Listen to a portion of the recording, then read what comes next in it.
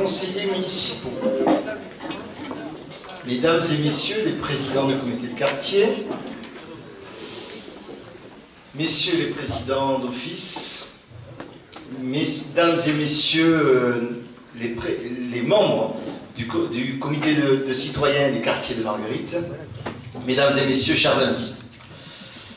Merci de votre présence, merci d'avoir répondu à notre invitation, merci de votre implication. Votre participation à cette réunion de ce soir nous montre que l'engagement citoyen et l'esprit collectif ne sont pas des valeurs obsolètes, qu'ils l'emportent encore et heureusement sur l'individualisme et le repli sur soi, qu'ils sont bien vivaces et qu'il suffit de favoriser ou seulement de permettre leur expression pour qu'ils affichent leur dynamisme, et je vous en remercie. Je suis donc particulièrement heureux ce soir de tenir cette réunion après la création des comités de quartier et après l'installation samedi dernier du Conseil des citoyens et des quartiers de Marguerite.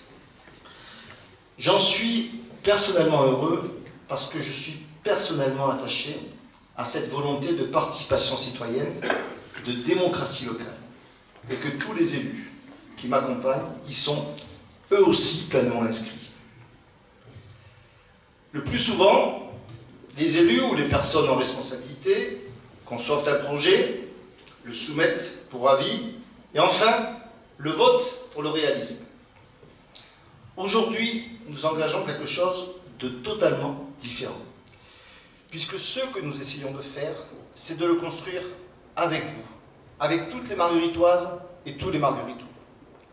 En travaillant tous ensemble sur la révision générale du plan local d'urbanisme, nous allons écrire ensemble un document légal majeur pour nous projeter à 15 ans vers 2035, voire au-delà. Nous allons le faire en plusieurs temps, avec de nombreux échanges, et bien au-delà de ce que la loi nous oblige. Comme je m'y étais engagé, comme nous nous y étions engagés. Désormais donc, à nous d'inventer la ville. Voilà la tâche à laquelle nous nous attelons à partir de ce soir. Pour cela, il y a d'abord les choix que vous avez largement validés lors des dernières élections municipales, ceux en 2020, ceux de préserver notre nature et notre plaine agricole et de contenir le développement urbain dans son enveloppe actuelle. Mais il y a aussi les contraintes et les obligations légales dont nous ne pouvons pas nous affranchir. La protection contre les inondations, contre le risque incendie, les prescriptions du schéma de cohérence territoriale, que l'on appelle le SCOT, et du plan local d'habitat, le PLH de Nîmes Métropole, la loi solidarité et renouvellement urbain, votée en 2000, est totalement méprisée à Marguerite. Il y a aussi la réalité d'équipements publics vieillissants, énergivores, voire dangereux. Une piscine que nous n'avons plus le droit d'ouvrir. Un gymnase passoire, passoire aussi bien thermique que pluviale. Une école de Marcieux qui fête ses 50 ans et qui soumet nos enfants aux affres de la canicule à chaque printemps. Une voirie abîmée, salie, des quartiers oubliés, des quartiers délaissés. Il y a enfin l'enjeu décisif du vieillissement de la population de Marguerite, vous le verrez tout à l'heure, et de son indispensable renouvellement pour que notre commune ne connaisse pas une régression démographique, forcément synonyme de régression économique et sociale. Cet enjeu est primordial et il passe par celui du parcours résidentiel. Avoir un petit logement lorsque je rentre à 20 ans dans la vie active, une villa ou un appartement plus grand lorsque je fonde ma famille, de nouveau un logement plus petit et adapté lorsque j'avance dans l'âge et que mes enfants sont partis, voire une structure d'accueil si la vie ne me permet plus d'être autonome. Voilà ce que nous devons être en mesure de proposer aux Margueritois. Une offre de logement leur permettant de trouver le toit adapté à leurs besoins, à leurs moyens, à toutes les étapes de leur vie. Bien sûr, nous n'allons pas ce soir répondre techniquement à tous ces sujets. ce que doit nous amener le processus de concertation que nous ouvrons ce soir.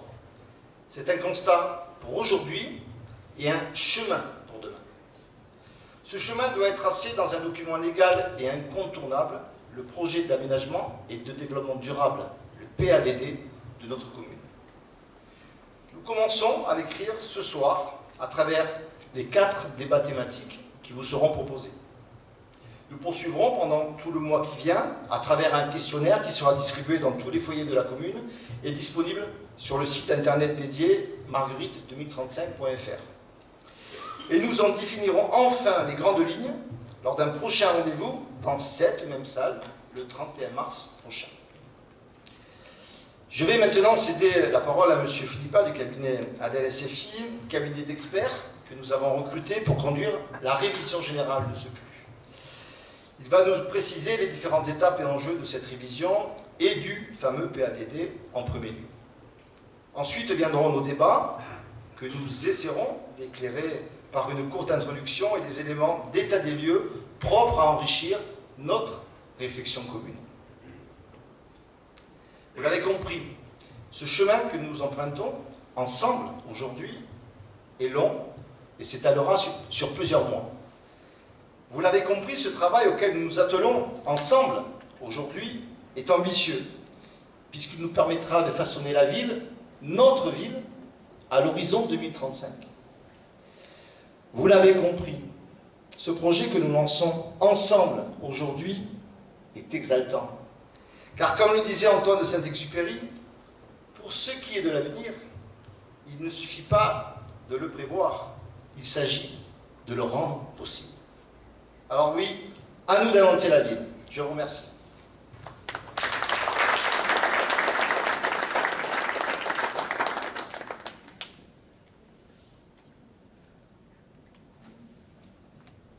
Merci Monsieur le maire. Bonsoir à tous. Donc, je suis Stéphane Philippa du bureau d'études ADEL SFI qui accompagne la commune dans cette révision du PLU.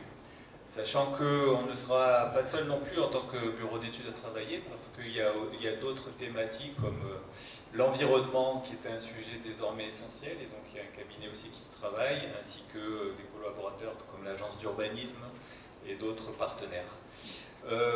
Aujourd'hui, je vais commencer par une introduction sur le cadre dans lequel on va travailler, de vous expliquer brièvement ce qu'est un PLU en fait. Et donc de rentrer un petit peu dans quelque chose d'un peu plus technique, car c'est important de savoir dans quel cadre vous allez être appelé aussi à débattre et à donner vos points de vue. Donc le PLU en fait c'est un document d'urbanisme qui fixe les orientations et les règles d'utilisation du sol sur le territoire communal, et on doit pour cela se fixer un horizon de travail pour les 10-15 ans à venir, et donc sans doute qu'on travaillera sur l'horizon 2035 pour se projeter à la fois en termes de progression démographique, urbain, etc. Donc je voulais vous préciser de quoi était composé un PLU. En premier lieu, comme vous pouvez le voir, on aura un rapport de présentation. On en est aujourd'hui à cette phase qui est constitué à la fois d'un diagnostic et d'un état initial de l'environnement, parce que pour se projeter, il faut d'abord avoir une bonne connaissance de la situation existante dans tous les sujets qui concernent le territoire. Ce rapport de présentation devra ensuite aussi justifier tous les choix qui seront faits, les incidences sur l'environnement, d'où les autres prestataires dont je vous ai parlé. Le deuxième grand document du PLU est donc, comme l'a dit Monsieur le maire, le projet d'aménagement et développement durable, le PADD, qui constitue en fait le document de présentation du projet sur ces 10 à 15 années à venir, avec une stratégie de développement pour le territoire, dont je vais revenir un peu après plus en détail. L'autre document du PLU, ce sont les OAP, les orientations d'aménagement et de programmation. C'est le troisième point. Donc ces OAP en fait permettent de pouvoir définir selon 3 types de catégories.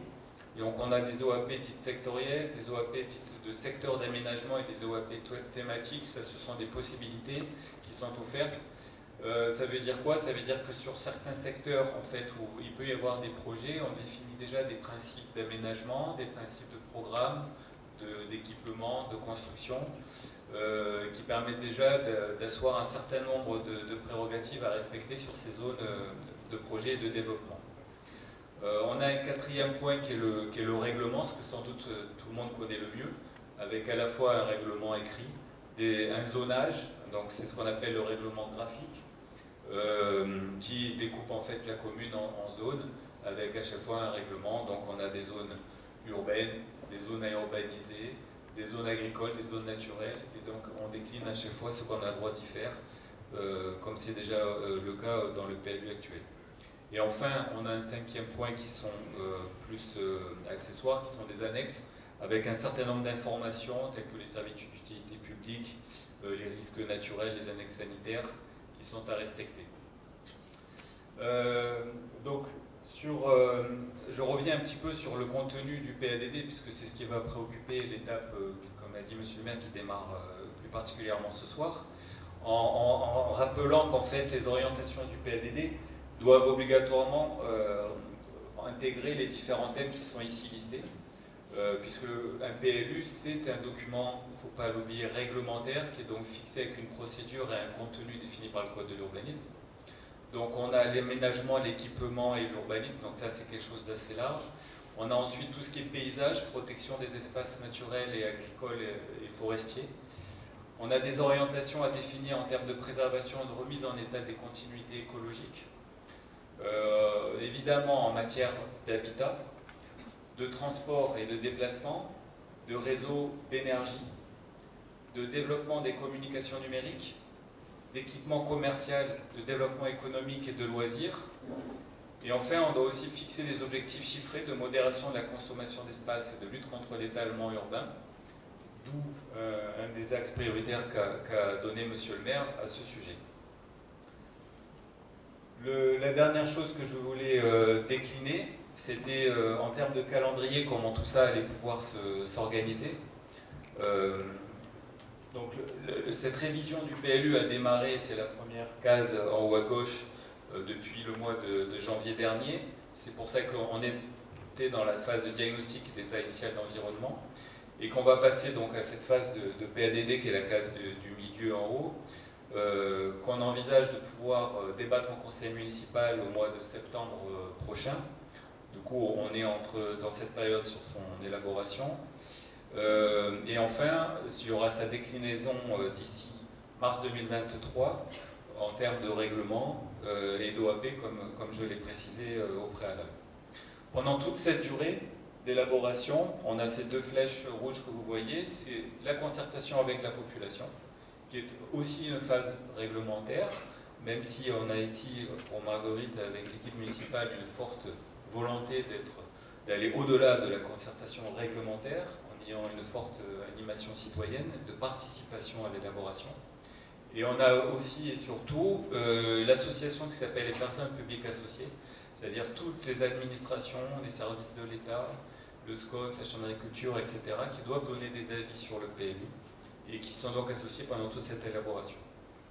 Après mars 2023, donc une fois que le PLU sera arrêté, on sera sur une phase administrative qui va durer quelques mois, puisqu'on envisage d'approuver au final, à l'automne 2023, seulement le PLU. Donc on voit qu'il y a une durée obligatoire en fait, à respecter, avec une phase administrative qui comprend 3 mois d'avis des administrations, 1 mois d'enquête publique qu'on envisage pendant l'été de 2023, le rapport du commissaire enquêteur, etc. Et ensuite, l'ajustement final du document avant de l'approuver, donc comme je le disais, à l'automne 2023. Donc on est sur un processus qui va durer encore plusieurs mois, mais qu'on va essayer de se dérouler au mieux pour qu'on reste quand même sur des délais raisonnables. Voilà un petit peu comment je voulais vous introduire un peu plus techniquement le dossier, j'en suis désolé, mais il faut aussi passer par là parce que c'est important d'avoir un peu quelques notions de son contenu. Merci.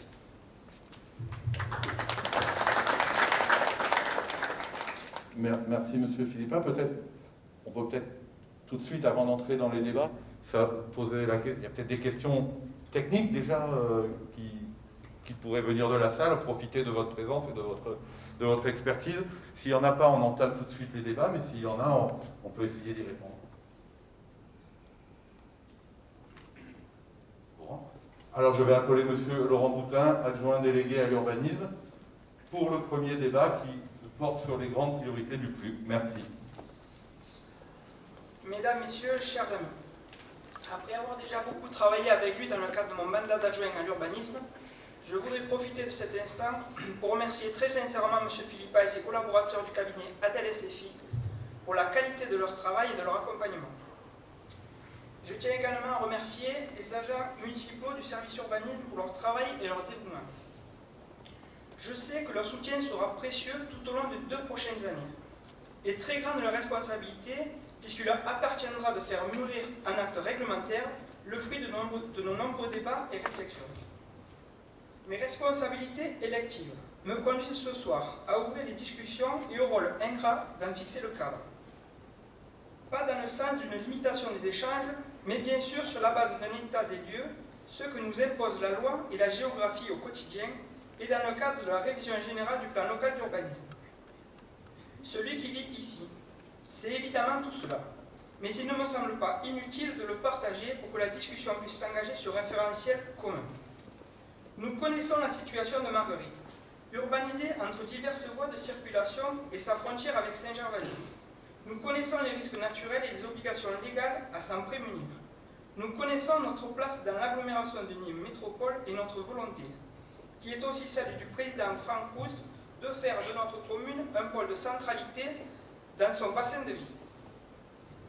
Nous savons aussi que le SCOT Sud-Gare et le PLH de Nîmes Métropole, documents contractuels approuvés par le conseil municipal en 2019, programment la construction de 870 logements à Marguerite d'ici 2035. Nous savons aussi, et de longue date, que notre commune manque de 694 logements sociaux pour être en conformité avec la loi Solidarité et Renouvellement Urbain, votée en l'an 2000. Que cette carence, constatée en 2014, nous coûte 180 000 € chaque année et que cette somme n'est pas un plafond, qu'elle pourrait être multipliée par 5 ou plus si nous continuons à faire comme s'il n'y avait pas de problème. C'est avec ces éléments en tête que nous devons nous projeter dans la révision du plan local d'urbanisme et dès ce soir dans l'écriture de notre projet d'aménagement et de développement durable. Il s'agit, nous venons de le voir, d'une étape indispensable et obligatoire, l'étape où nous devons définir ensemble la direction que nous voulons prendre. Nous pouvons et devons le faire en tenant compte des éléments que je viens d'énoncer, mais aussi en étudiant divers thèmes fixés par le législateur. Logement et urbanisme, bien sûr, mais aussi environnement et cadre de vie, développement et sécurité, développement économique, tourisme, agriculture, etc. Vous le voyez, c'est un vaste chantier que nous vous invitons ce soir. Alors, dès maintenant, place à votre parole. Je vous remercie.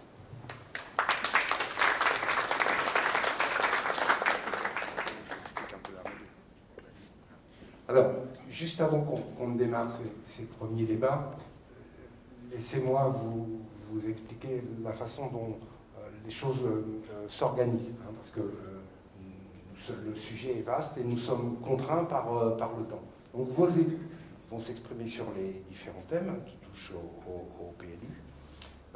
Vous allez avoir par thématique un quart d'heure qui vont vous être donnés pour que vous puissiez vous exprimer. Pour que chacun puisse s'exprimer, puisque les sujets le méritent et vous êtes venus nombreux, je vous demanderai de bien vouloir respecter une règle très simple. Chaque personne qui est intéressée par le sujet pose une question, hein, pour que le plus de personnes possible puissent s'exprimer. Et les élus répondront et les débats pourront avoir lieu. Et chaque thème dispose d'un quart d'heure. Voilà. Donc au bout de ce premier quart d'heure de temps de parole, on passera à un thème suivant et ainsi de suite, jusqu'à l'épuisement des thématiques. Voilà. Une première question sur ce sujet. Perdons pas de temps.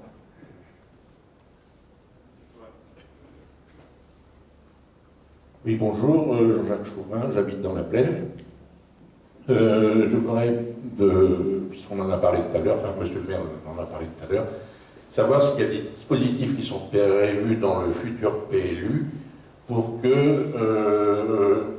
y ait une amélioration, je dirais, pour minimiser les risques, enfin certainement aussi pour Marguerite-Ville, pour minimiser les risques d'inondation, bassin de rétention ou autres, surtout dans la plaine, pour essayer parce que d'après les éléments que j'ai sur l'ancien PLU, nous sommes, nous sommes au Mas de Brignon et les environs, nous sommes en zone rouge, voilà.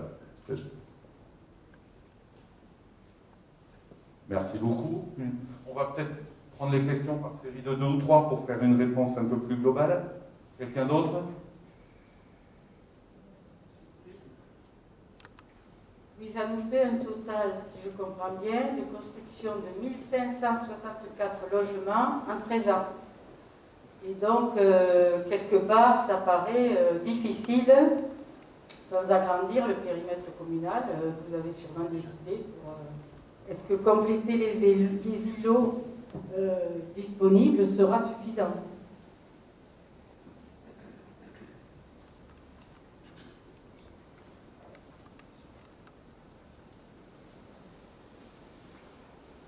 Peut-être une première réponse, le temps que d'autres questions nous arrivent. Peut-être une première réponse. Vous l'avez bien compris, nous sommes au tout début de la réflexion sur ce flux. Et aujourd'hui, rien n'est arrêté.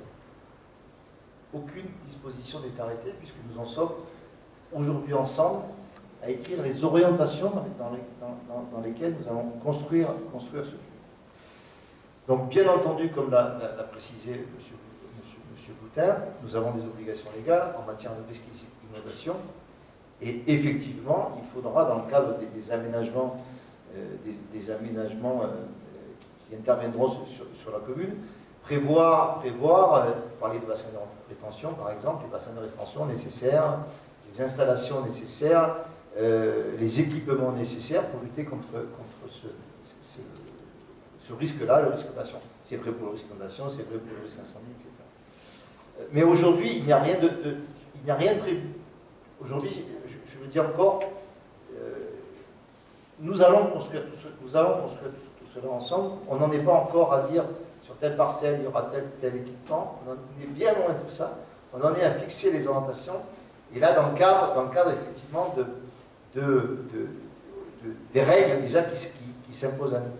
Sur la question des logements, ce n'est pas une addition. C'est pas 800 plus 600, c'est 800 et quelques logements, 870 de mémoire imposés par l'orientation fixée par le PLH. Elle tient compte de la prévision de la démographie à l'échelle 2035 sur notre territoire. Alors, si le territoire de métropole pour que le territoire de métropole puisse accueillir l'ensemble de l'évolution démographique prévue au moment où il a été voté ce PLH en 2019, les communes se sont vues imposer des obligations. Donc, c'est pour Marguerite 870 logements. La loi SRU, la loi qui fixe le nombre de logements sociaux, donc 600 à Marguerite, c'est en gros, donc c'est 25%, hein, le nombre de logements sociaux. Donc Marguerite, on a 4000 logements, donc en gros c'est 1000 logements sociaux que nous devrions avoir sur la commune. Aujourd'hui, il y en a un peu plus de 300, donc il en manque un peu moins de 700. Donc c'est une obligation qui s'impose à nous. Mais l'un va dans l'autre, heureusement, l'un va dans l'autre. Après, donc ça c'est ces choix qui s'imposent à nous. Il y a les choix, je dirais, que vous avez fait, vous les électeurs de Marguerite. Et notamment en choisissant le projet qui a été le nôtre, qui est de ne pas urbaniser la plaine agricole et de contenir l'emprise urbaine dans l'enveloppe urbaine existante. Donc le développement urbain, nous souhaitons le faire dans l'emprise urbaine existante.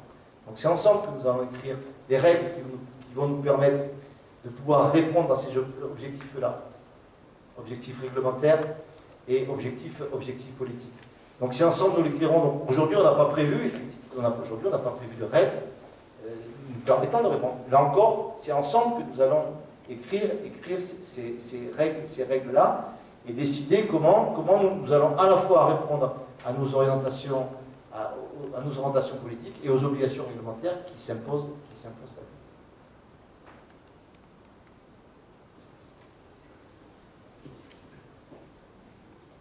Bonjour Monsieur Devise, je suis Marc Radel. Vous nous parlez de logements sociaux, il nous en manque à peu près 700, ce que j'ai entendu. Mais est-ce que des infrastructures qui suivent vont être faites et il y a quelque chose de prévu pour ça? Infrastructures, je parle école, collège, tout est en place. Station d'épuration aussi, pardon, bien sûr. C'est tout l'enjeu du plus. C'est tout l'enjeu du plus. C'est effectivement dire, voilà, en termes d'habitat, où nous devons aller, mais voilà comment nous devons accueillir cette population. C'est véritablement tout l'enjeu du plus. Le plus ne se limite pas à la question de l'habitat. Le plus, il fixe également nos orientations en termes d'équipement public. Aujourd'hui, nous avons un certain nombre d'équipements sur notre commune qui sont plus ou moins vieillissants, certains beaucoup plus que d'autres, et qui effectivement aujourd'hui ne sont pas adaptés à une augmentation, à une évolution de la population. Je dirais qu'ils ne sont même plus adaptés à notre vie d'aujourd'hui. Donc il va falloir que l'on voit ces équipements. La station d'épuration aujourd'hui, sur la commune de Marguerite, je parle sous le couvert du directeur général des services, mais elle est configurée pour 15 000 habitants. 15 000 habitants, tout dépend de... Alors on est là sur la compétence de Nîmes-Métropole. Est-ce que Nîmes-Métropole souhaitera ou pas rajouter d'autres communes sur cette station d'épuration? Donc tous ces schémas-là, tous ces choix-là viendront écrire notre... Mais c'est véritablement tout l'enjeu. Comment projeter notre ville à 15 ans, à 20 ans, à 30 ans? En termes d'habitat, en termes d'équipement, en termes de voirie, en termes de développement. C'est ça l'enjeu. C'est ça que nous devons travailler ensemble. Si demain, notre plus fixe une orientation en termes de nombre d'habitants, il faudra, bien entendu, automatiquement, que nos écoles puissent accueillir les populations, que nos équipements publics puissent accueillir ces populations-là. Si nous faisons le choix de ne pas accueillir de nouvelles populations, ça veut dire que nous faisons le choix du vieillissement. Donc du coup, c'est plus la question des écoles qui se pose, mais d'autres questions. Vous voyez, c'est ça l'enjeu. C'est véritablement avoir cette vision globale, élargie et à long terme. C'est véritable. Réviser un plus, ça ne se fait pas tous les 3 ans. Donc là, véritablement, on se projette à 15 ans, à 20 ans. Et donc, c'est ce travail que nous devons mener ensemble. C'est en ce sens, comme je le disais dans mon propos introductif, que cela est exaltant.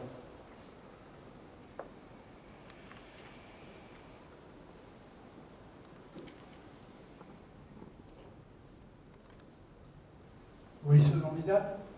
Donc, je vous posais la question, c'est le foncier à Marguerite, on est un peu limité par la plaine d'un côté, la garrigue de l'autre. Et est-ce que de construire 700 logements, est-ce que c'est possible? C'est la première question. La deuxième question, c'est est-ce que vous envisagez aussi de modifier le poste pour la hauteur des bâtiments? Donc pas le poste, mais le plus, donc pour le coup. Mais ça fera partie des questions, des questions que nous arrêterons et que nous arbitrerons. Parce qu'effectivement, la question de l'accueil des populations, il se mesure aussi sur la manière dont nous accueillons les populations si nous faisons ce choix-là. Ben, c'est pas si nous le faisons, parce que ce choix-là, il s'impose à nous. Vous verrez tout à l'heure que pour simplement conserver la population actuelle, il faudra créer un certain nombre de logements sur la commune. Quoi qu'il en soit, il y a une construction naturelle de logements qui doit se faire. Mais effectivement, compte tenu de nos contraintes géologiques, de nos choix politiques, il faudra que l'on prenne des dispositions en termes de règles d'urbanisme sur l'emprise actuelle de notre commune.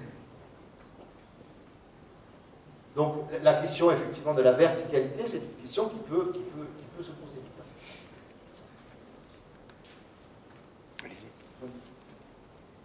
Allez-y, allez-y, monsieur. Alors moi j'ai une question concernant les projets actuels, les projets qui ont démarré de construction, d'équipement. Est-ce qu'aujourd'hui on a la certitude que ces projets vont s'intégrer harmonieusement et respecter en fait les contraintes du futur flux ou pas?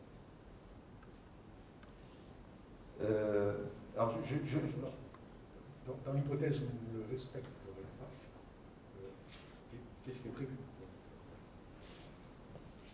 Alors, peut-être je laisserai aux experts de répondre, mais quoi qu'il en soit, nos règles d'urbanisme, elles vont devoir respecter l'existant.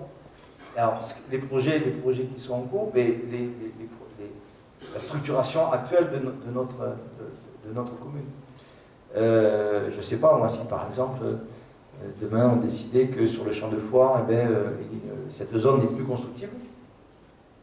Il y a des logements sur le champ de Foire.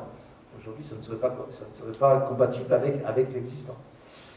Donc, il faut bien entendu tenir compte de cette situation-là. Sur les projets qui sont en cours sur la commune, et vous faites référence au village des Solidarités, par exemple, il faudra effectivement qu'ils s'intègrent dans ce cadre-là. Mais ces projets ne démarreront pas tant que le PLU ne sera pas validé. Parce que c'est le PLU qui va nous permettre effectivement de réaliser ces projets. Donc aujourd'hui, lancer de grands projets sans tenir compte des orientations d'urbanisme que nous allons poser pour le futur serait une hérésie. Donc il va falloir, ça ne nous empêche pas de travailler sur les projets bien entendu, il va falloir se laisser le temps de l'approbation du PLU pour pouvoir véritablement déposer les permis et les réaliser. Donc automatiquement, ils tiendront compte des nouvelles règles d'urbanisme que nous allons fixer.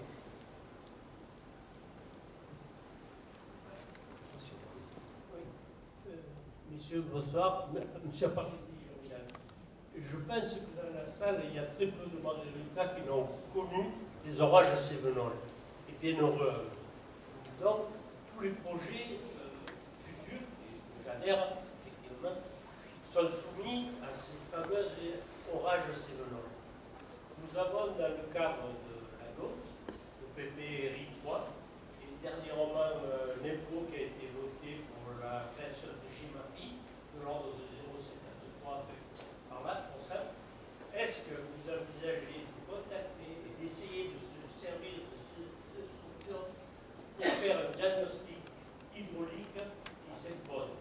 Car voyez-vous, par mon métier, lors des dernières inondations subies par les orages sévenols, j'ai effectué 150 devis de remise en état dû aux dommages causés par les inondations.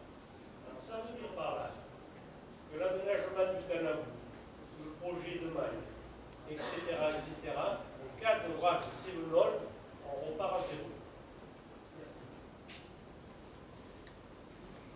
Peut-être d'autres questions? Est-ce que vous avez déterminé par rapport au budget connu depuis 2 ans par soit une limite pour justement établir ce nouveau prix? Une limite budgétaire? Oui.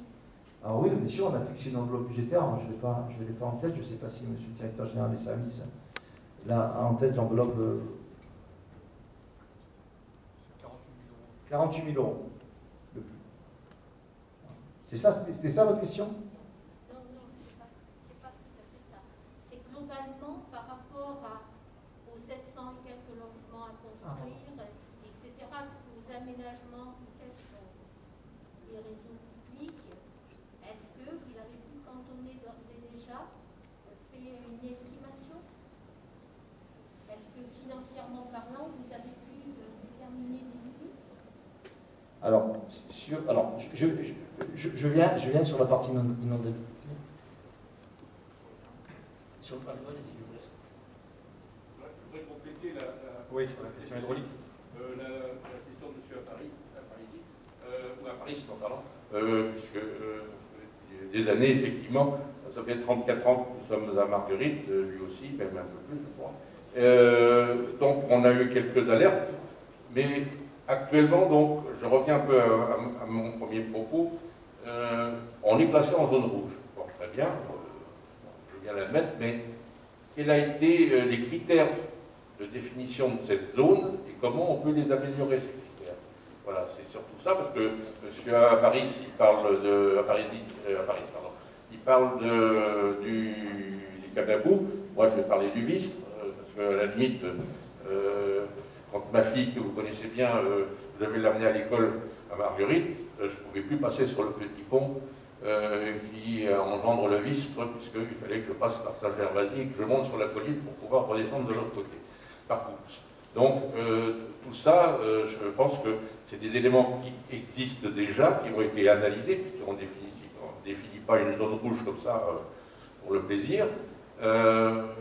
Donc ça rejoint un petit peu ce qui se passe, parce qu'effectivement, depuis 34 ans, on a été inondé une fois, encore légèrement, mais enfin, il y a eu quand même des dégâts, en 2002, à cause des événements Sevenol. Voilà. Alors, je vais faire une réponse pour dire que la commune est couverte par un PPRI, comme vous le savez sans doute, un plan de prévention des risques d'inondation qui a donc été élaboré parce que c'est une compétence du préfet, donc de l'État, donc qui maintenant s'impose au PLU d'ailleurs, et il est déjà applicable, c'est pour ça que vous êtes, d'après ce que vous dites, en zone rouge. Donc l'État, en fait, pour élaborer ces PPRI, modélise des crues sur la base d'épisodes minimum centennales, sur des pluies centennales, exceptionnelles un peu, qui aboutissent à ces modélisations. Donc après, réglementairement, effectivement, ça crée des zonages et des règlements qui accompagnent ça et qui sont obligatoires à respecter et qui rendent des zones inconstructibles, de fait. Va se rajouter dans cette révision du PLU une nouvelle information d'ailleurs fournie par l'État en matière de risque de ruissellement pluvial qui se rajoute, puisque en fait le PPRI, lui, il traite davantage du débordement des cours d'eau, donc notamment du Vistre. Alors que le ruissellement pluvial va aussi ajouter la partie ruissellement collinaire, etc., plus urbaine. Et là, il y a un nouveau aussi zonage de risque qui va se rajouter et qu'il va falloir également respecter.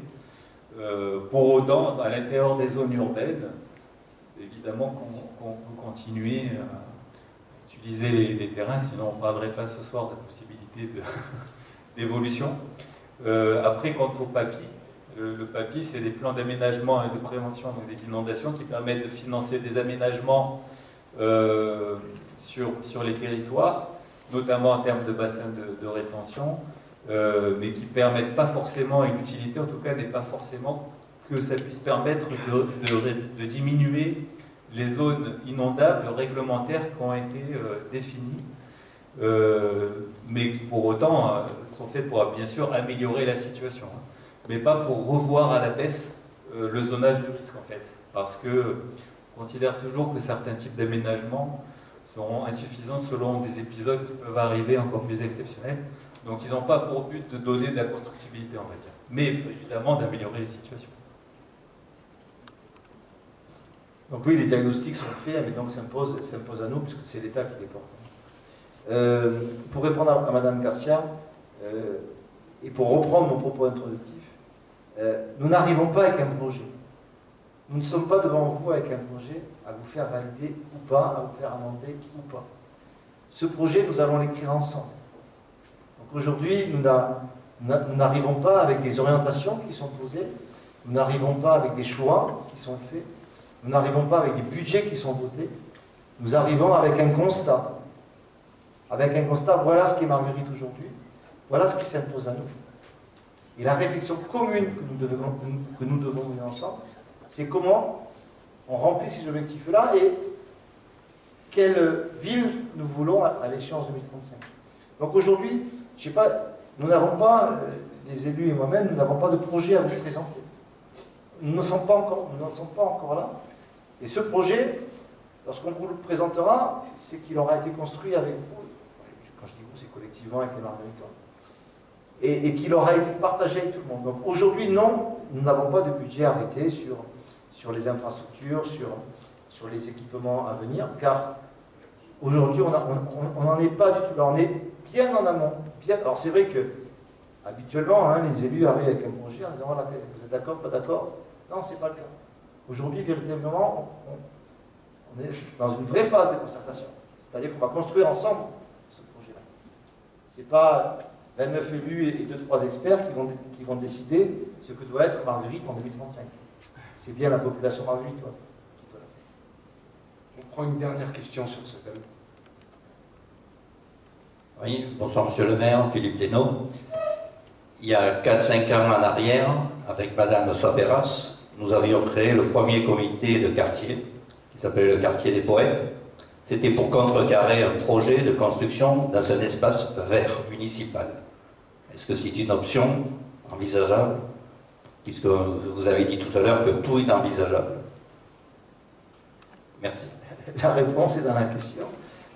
Effectivement, tout est envisageable dans le cas des plus, dans le respect bien entendu du cadre de la loi, et surtout dans le respect du cadre de vie que l'on veut pour notre commune. Donc tout est envisageable effectivement. Et il n'y a aucune idée préconçue, il n'y a aucun a priori aujourd'hui sur ce qu'il faut faire et ce qu'il ne faut pas faire. Aujourd'hui, ce qu'on est capable de vous dire, c'est voilà quelles sont nos obligations, voilà quels sont les choix que vous avez faits, voilà quel est l'état de la population, on va y venir tout à l'heure, voilà quels sont l'état de nos équipements. Mais en aucun cas de vous dire oui, on va bétonner tous les espaces verts, on va monter des immeubles de 12 étages à Marguerite. Ces choix-là, ou tout simplement, ou alors en contrario, on fera que du rez-de-chaussée à Marguerite. Ces choix-là, ils ne sont pas posés. Parce que ce n'est pas comme ça qu'on doit les poser. Les choix que nous ferons, ça sera en fonction de ce que nous voulons et de ce qui s'impose à nous. Alors aujourd'hui, on sait que nous avons des obligations, il faut y répondre. Aujourd'hui, on a des enfants qui veulent s'installer à Marguerite, on a des personnes âgées, on le verra tout à l'heure, qui veulent rester à Marguerite. Comment on répond à ces besoins-là? En même temps, on a des gens qui veulent s'installer sur Marguerite. M. Parisi et à Marguerite depuis toujours, mais beaucoup d'entre nous, nous sommes arrivés à Marguerite il y a 10 ans, il y a 20 ans, il y a 30 ans, il y a 40 ans, et comment on permet à des gens également de pouvoir venir s'installer à Marguerite parce qu'ils ont envie de s'installer à Marguerite. Et ces choses-là, voilà, on doit les poser. Donc oui, tout est possible, à nous de voir qu'est-ce que l'on souhaite faire de Marguerite en 2035. Donc on va enchaîner avec le second débat, et qui est déjà un peu venu dans le premier. J'invite Frédéric Courant au pupitre, et nous allons parler, si l'appareil veut bien, des équipements et services, un sujet qu'on a déjà un peu touché du doigt. Bonsoir à tous. Monsieur Laurent Boutin a bien exposé la situation. J'ai l'honneur de prendre aussi la parole ce soir. Je tiens à vous dire que c'est une formidable opportunité pour nous, pour notre équipe, je vous mets les lunettes, ça sera plus simple, de fournir des réponses fortes aux problématiques d'installation et de développement dans le cadre d'un document réglementaire. J'insiste bien sur le réglementaire, vous avez bien compris que depuis le début, nous efforcerons d'aller dans ce sens-là, destiné à répondre aux besoins sur notre belle commune. La partie que je suis chargé de présenter fera l'objet de passions à venir, diverses et variées, puisqu'elle touche le quotidien de chacune et de chacun d'entre nous, et d'entre vous surtout.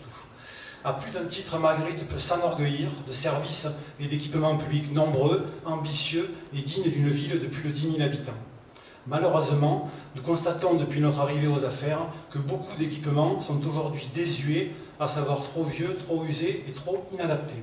Nous devons réagir et donc agir. À titre d'exemple, nous devons gérer des infiltrations, des fuites, des consommations excessives d'énergie, voire démesurées. Monsieur le maire l'a déjà dit tout à l'heure, mais je le redis, pour bien enfoncer le clou. Ces équipements ne permettent pas de nouvelles pratiques et encore plus grave, ne correspondent plus aux normes de sécurité et d'accessibilité. Évidemment, cela fait tilt pour moi, parce que je suis adjoint, comment dire, aux sécurités. Donc là, comme dire, je vous parle en tant qu'élu dans ce domaine. Vous aurez donc compris que la sûreté et l'efficience de notre service public, en tout lieu et en tout temps, sera primordiale pour nous. Nous y veillerons, soyez-en persuadés. Raisonner et penser en amont, c'est la base de l'anticipation. On essaie de faire ça dans tous les domaines, donc ce soir, ce sera pareil. Il est à l'évidence urgent de nous interroger donc collectivement sur nos besoins d'équipement et de services, sur notre envie, sur la pertinence des réponses existantes, sur la nécessaire obligation d'évoluer, de s'adapter, d'élargir ou même de créer.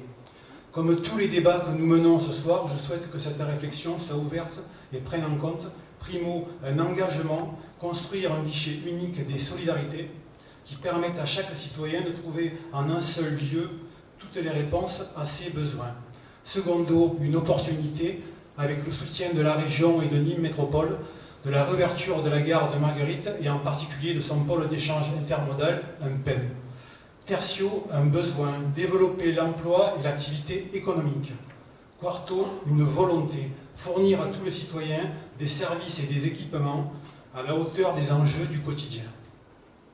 Quinto, une position. Marguerite doit assumer son rôle central au sein de Nîmes Métropole, rôle que veut aussi lui conférer le président de Frampoust. Ça tombe bien, je le dis haut et fort, que c'est notre projet, nous aussi, de trouver une dynamique de l'espace et de regarder vers l'avenir à l'échelle du territoire. Quels que soient les problèmes, nous allons relever le défi. Merci de votre attention. Merci, monsieur Courant. Qui se lance?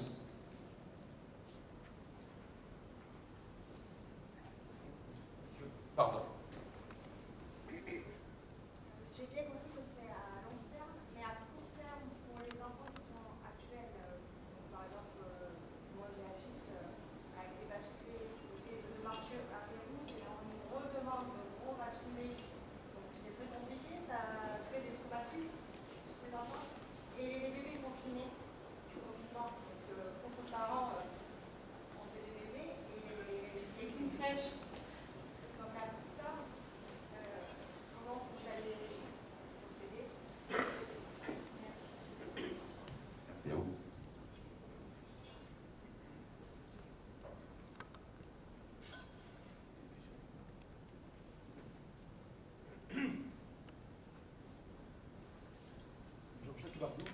Une question sur le village de solidarité. J'ai vu qu'il était à Pérouse. Donc, c'est-à-dire que c'est un choix déjà qui est fait. Donc, il y a déjà des choix qui ont été faits. Alors, ce village de solidarité, c'est un choix qui avait déjà été posé au moment de la campagne électorale, hein, puisqu'on a dit que ce village de solidarité, effectivement, serait sur Pérouse. Donc, c'est un choix, effectivement, qui avait déjà été acté. Sur les équipements, nous partageons bien entendu le même constat que vous sur les écoles, avec une école, je crois, sur couvert de Mme Condé, adjointe en charge de l'éducation et de la culture. Nous avons aujourd'hui 2 écoles sur la commune de Marguerite. L'école Pérouse qui est juste à côté, qui est aujourd'hui une école qui est surchargée, très demandée, mais surchargée, très demandée parce que, effectivement, des structures qui sont aujourd'hui, qui est adaptée au monde aujourd'hui, une école de 8 classes, donc et du coup une forte demande de la part des parents. Et puis nous avons l'école de Marcieux, où beaucoup d'entre nous sommes allés lorsque nous étions en âge d'aller à l'école primaire ou maternelle, qui a été construite il y a 50 ans et qui répondait aux objectifs il y a 50 ans, donc une école beaucoup plus grande, 14 classes avec les difficultés que l'on rencontre dans des grandes écoles comme celle-là. Et puis une école, bien entendu, qui a été construite avec les matériaux d'il y a 50 ans et avec les règles en termes d'isolation d'il y a 50 ans, et une école donc, qui aujourd'hui n'est plus adaptée à ce qu'on attend d'une école. Donc la question des équipements scolaires, elle va bien entendu se poser. Et elle doit se poser dans le cadre du plan local d'urbanisme. Parce que non seulement il y a vos enfants, le petit bout de chou que vous avez sur les genoux, mais il y a ceux qui viendront. Moi j'espère qu'il y en a d'autres qui viendront. Et donc il faudra qu'on ait une offre, une réponse adaptée. Et donc dans le cas du PLU, il va falloir effectivement que l'on repense nos équipements. Est-ce qu'aujourd'hui on maintient les écoles en l'état? Est-ce qu'on les restructure? Est-ce qu'on en crée de nouvelles? Si oui, où et comment? C'est vrai aussi sur la petite enfance. Vous l'avez dit, aujourd'hui nous avons 35 places de crèche, si je ne me trompe pas, je pense que vous avez un HK, 35 places dans notre crèche. Elle s'adapter ou pas, aujourd'hui ça semble l'être, mais c'est peut-être pas suffisant pour l'avenir. Il y en a qu'une, est-ce qu'il ne faut pas... Tout est centralisé sur le quartier Pérouse de Marcieux, rien n'existe sur le quartier du Canabou, est-ce qu'il ne faut pas équilibrer les équipements publics sur notre commune? Voilà les enjeux du PLU. Donc, une fois de plus, je n'ai pas de réponse aujourd'hui sur est-ce qu'on fera une nouvelle école, est-ce qu'on restructurera l'école de Marcieux, est-ce Est-ce qu'on réduira les classes? Est-ce qu'on en augmentera? Aujourd'hui, je n'ai pas ces réponses-là, mais par contre, il faut se les poser. Car si on veut aujourd'hui continuer à pouvoir accueillir des familles à Marguerite, c'est parce que nous aurons une offre scolaire adaptée. Beaucoup d'entre nous, moi mes parents, papa est là, s'ils sont venus à Marguerite, c'est parce qu'à Marguerite, il y avait une école scolaire, il y avait une école primaire, il y avait une école maternelle, il y avait un collège, il y avait une offre adaptée aux jeunes familles. Il faut continuer à se projeter dans cet objectif-là, dans la mesure où on fera le choix de dire nous allons accueillir de nouvelles familles sur la commune de Marguerite. Et je crois qu'il est primordial, ce n'est pas un choix, c'est peut-être un souhait. Je crois qu'il est primordial aujourd'hui d'accueillir de nouvelles familles sur Marguerite et de permettre à ces nouvelles familles de s'installer sur Marguerite. À accueillir de nouvelles et permettre à celles qui sont là de continuer à rester à Marguerite. Aujourd'hui, l'enjeu, il est souvent là, et le problème de la garde des enfants, c'est un vrai problème. C'est un vrai problème.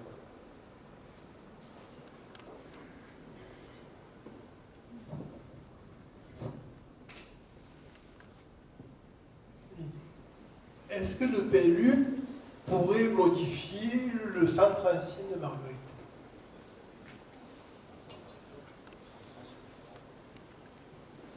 Moi, j'ai une question un peu plus générale. C'est concernant l'accroissement de la population. Donc, vous avez parlé effectivement de nombreux logements à créer. Y a-t-il déjà une projection à 2035 d'accroissement de la population sur Marguerite? Parle-t-on de 50% supplémentaires? Et la seconde question, c'est, a-t-on aussi défini un taux idéal pour conserver ce bien-être à Marguerite, sachant qu'on peut conserver le périmètre initial de la ville? Sur la première question, sur le village, dans l'absolu, oui. Dans l'absolu, tout pourrait être repensé. Dans l'absolu. Dans l'absolu, un plus pourrait revoir totalement les règles d'urbanisme au cœur du village, et je reviens décréter que dans le cœur du village, on peut construire à R+12. Et accepter des tours de 12 étages dans l'absolu. Donc dans l'absolu, le plus le permet. Ça reste l'absolu. Je le dis encore, ce que l'on doit écrire ensemble, c'est la vie dans laquelle nous voulons vivre, et la qualité de vie, et du coup je ferai le lien avec la question suivante, la qualité de vie que l'on souhaite développer à Marguerite. Et je crois que aujourd'hui, là aussi, ce n'est qu'un souhait. Je crois qu'aujourd'hui, notre cœur de village, il a surtout besoin d'être valorisé. Aujourd'hui, j'étais à Kessargues et à Rouillard. Les cœurs de ville, aujourd'hui, sont bien mieux valorisés que ne l'est aujourd'hui celui de Marguerite. Et pourtant, il a des qualités, et pourtant, il est beau, et pourtant, il y a certainement des représentants du CHAM ici, et pourtant, il a une vraie valeur patrimoniale. C'est mon souhait. C'est mon souhait de citoyen, mais c'est aussi mon souhait de maire, de voir ce village valorisé, et ce vieux village valorisé et embelli. Il a besoin de l'être. Mais dans l'absolu, effectivement, tout pourrait être possible. Je serais surpris que les propositions que nous ferons collectivement aillent dans ce sens. Sur la partie démographique, je reviens sur les nombres de logements, les 870, les 693. C'est aujourd'hui ce que nous impose la loi. La question, c'est qu'est-ce que l'on peut assumer et qu'est-ce que l'on ne peut pas assumer? Ça va être d'abord une des premières questions qu'il va falloir digérer. Bon, la loi SRU, aujourd'hui, on a une obligation à 2035. Non, 2025. D'ici 2025, nous devrions construire nos 693 logements. Bien sûr que c'est impossible à réaliser, sauf à dire on urbanise la plaine agricole, où on fait 693 logements sociaux à la plaine agricole, et voilà, on est tranquille. Je sais qu'aujourd'hui, cet objectif, à date, il n'est pas réalisable. De ce qu'on peut entendre dans les débats actuels, dans le cas de l'élection présidentielle, on a bien compris que l'ensemble des candidats vont, à minima, repousser cette échéance-là, parce que beaucoup de communes sont dans une situation et n'arriveront pas à le tenir. Les 870 logements, c'est l'objectif de développement de la démographie au regard de ce qu'étaient les prévisions de Nîmes Métropole en 2019. Prévision de croissance, je ne dis pas de bêtises, à 1%. 1%. On s'aperçoit que finalement la croissance elle est moindre. Donc, dans le cas du prochain PLH, certainement, on peut imaginer que cette prévision de croissance sera revue à la baisse. Donc, non, alors, il y a ces obligations certes, mais non, nous n'avons pas fixé d'objectif. On n'a pas dit Marguerite doit être à 10 000, à 15 000, à 20 000, à 30 000, à 50 000. Pas du tout. Là aussi, là encore, c'est nous qui devons le déterminer. On sait qu'on a des obligations.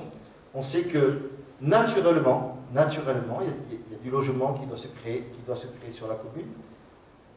Naturellement, il y a des populations qui viendront. Mais la jauge, il n'y a pas de jauge fixée à ce jour. Et c'est justement tout l'enjeu de dire il faut que nous nous structurions pour permettre à notre commune d'atteindre tel objectif. On verra où on décidera de mettre le curseur. Et c'est véritablement l'enjeu. Si demain on se dit ben, on veut que Marguerite, je pousse au bouchon, accueille 50 000 personnes, ben, il faudra se doter d'équipements permettant d'accueillir 50 000 personnes. Voilà, je pousse le trait de manière grossière, bien entendu, mais c'est véritablement l'enjeu du prix. Si on veut aller, aujourd'hui, naturellement, la population augmentera. Et on verra tout à l'heure dans l'analyse de la population, le constat que l'on fait aujourd'hui à Marguerite, c'est que la population n'augmente plus, mais si elle n'augmente plus, elle vieillit. Et en vieillissant, du coup, elle ne répond pas aux besoins d'une partie de la population. Donc ça aussi, ça participe des équipements que l'on doit mettre en place et de la projection que l'on doit avoir de ce que doit être la population demain à Marguerite. Donc non, il n'y a pas de jauge. Nous devons la fixer entre nous. J'ai mon avis, et ce n'est que mon avis. On aura le temps de le partager.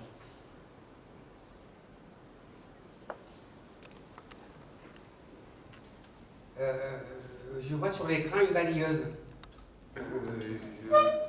Cela peut-être pas vous plaire, mais je trouve que Marguerite n'est pas tout à fait propre.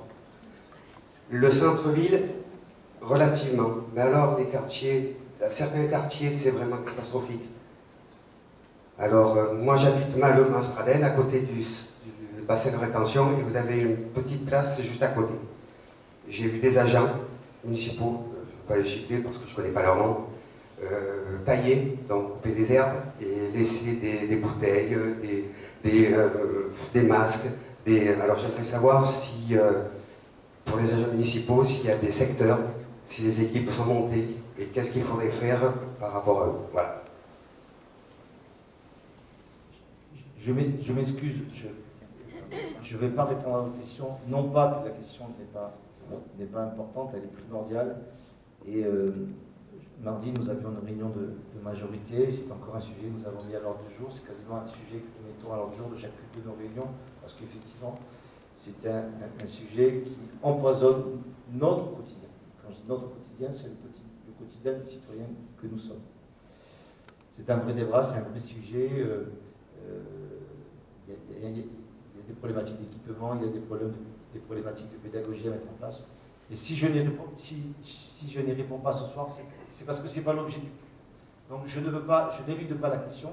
Cette question, elle mérite d'être traitée. Je peux vous dire que Liliane Guiraud, qui est en charge ces questions-là, je ne sais pas où elle est, mais elle est là-bas. Liliane Guiraud, qui est en charge des questions de la propreté sur la commune, si a-t-elle n'est heureusement pas désespérée, elle maintient le combat. Mais véritablement, ce n'est pas le sujet de ce soir, et ce n'est pas le plus qui répondra à cette question-là, mais plutôt le travail d'accompagnement et de civisme qu'on sera capable de développer sur la commune.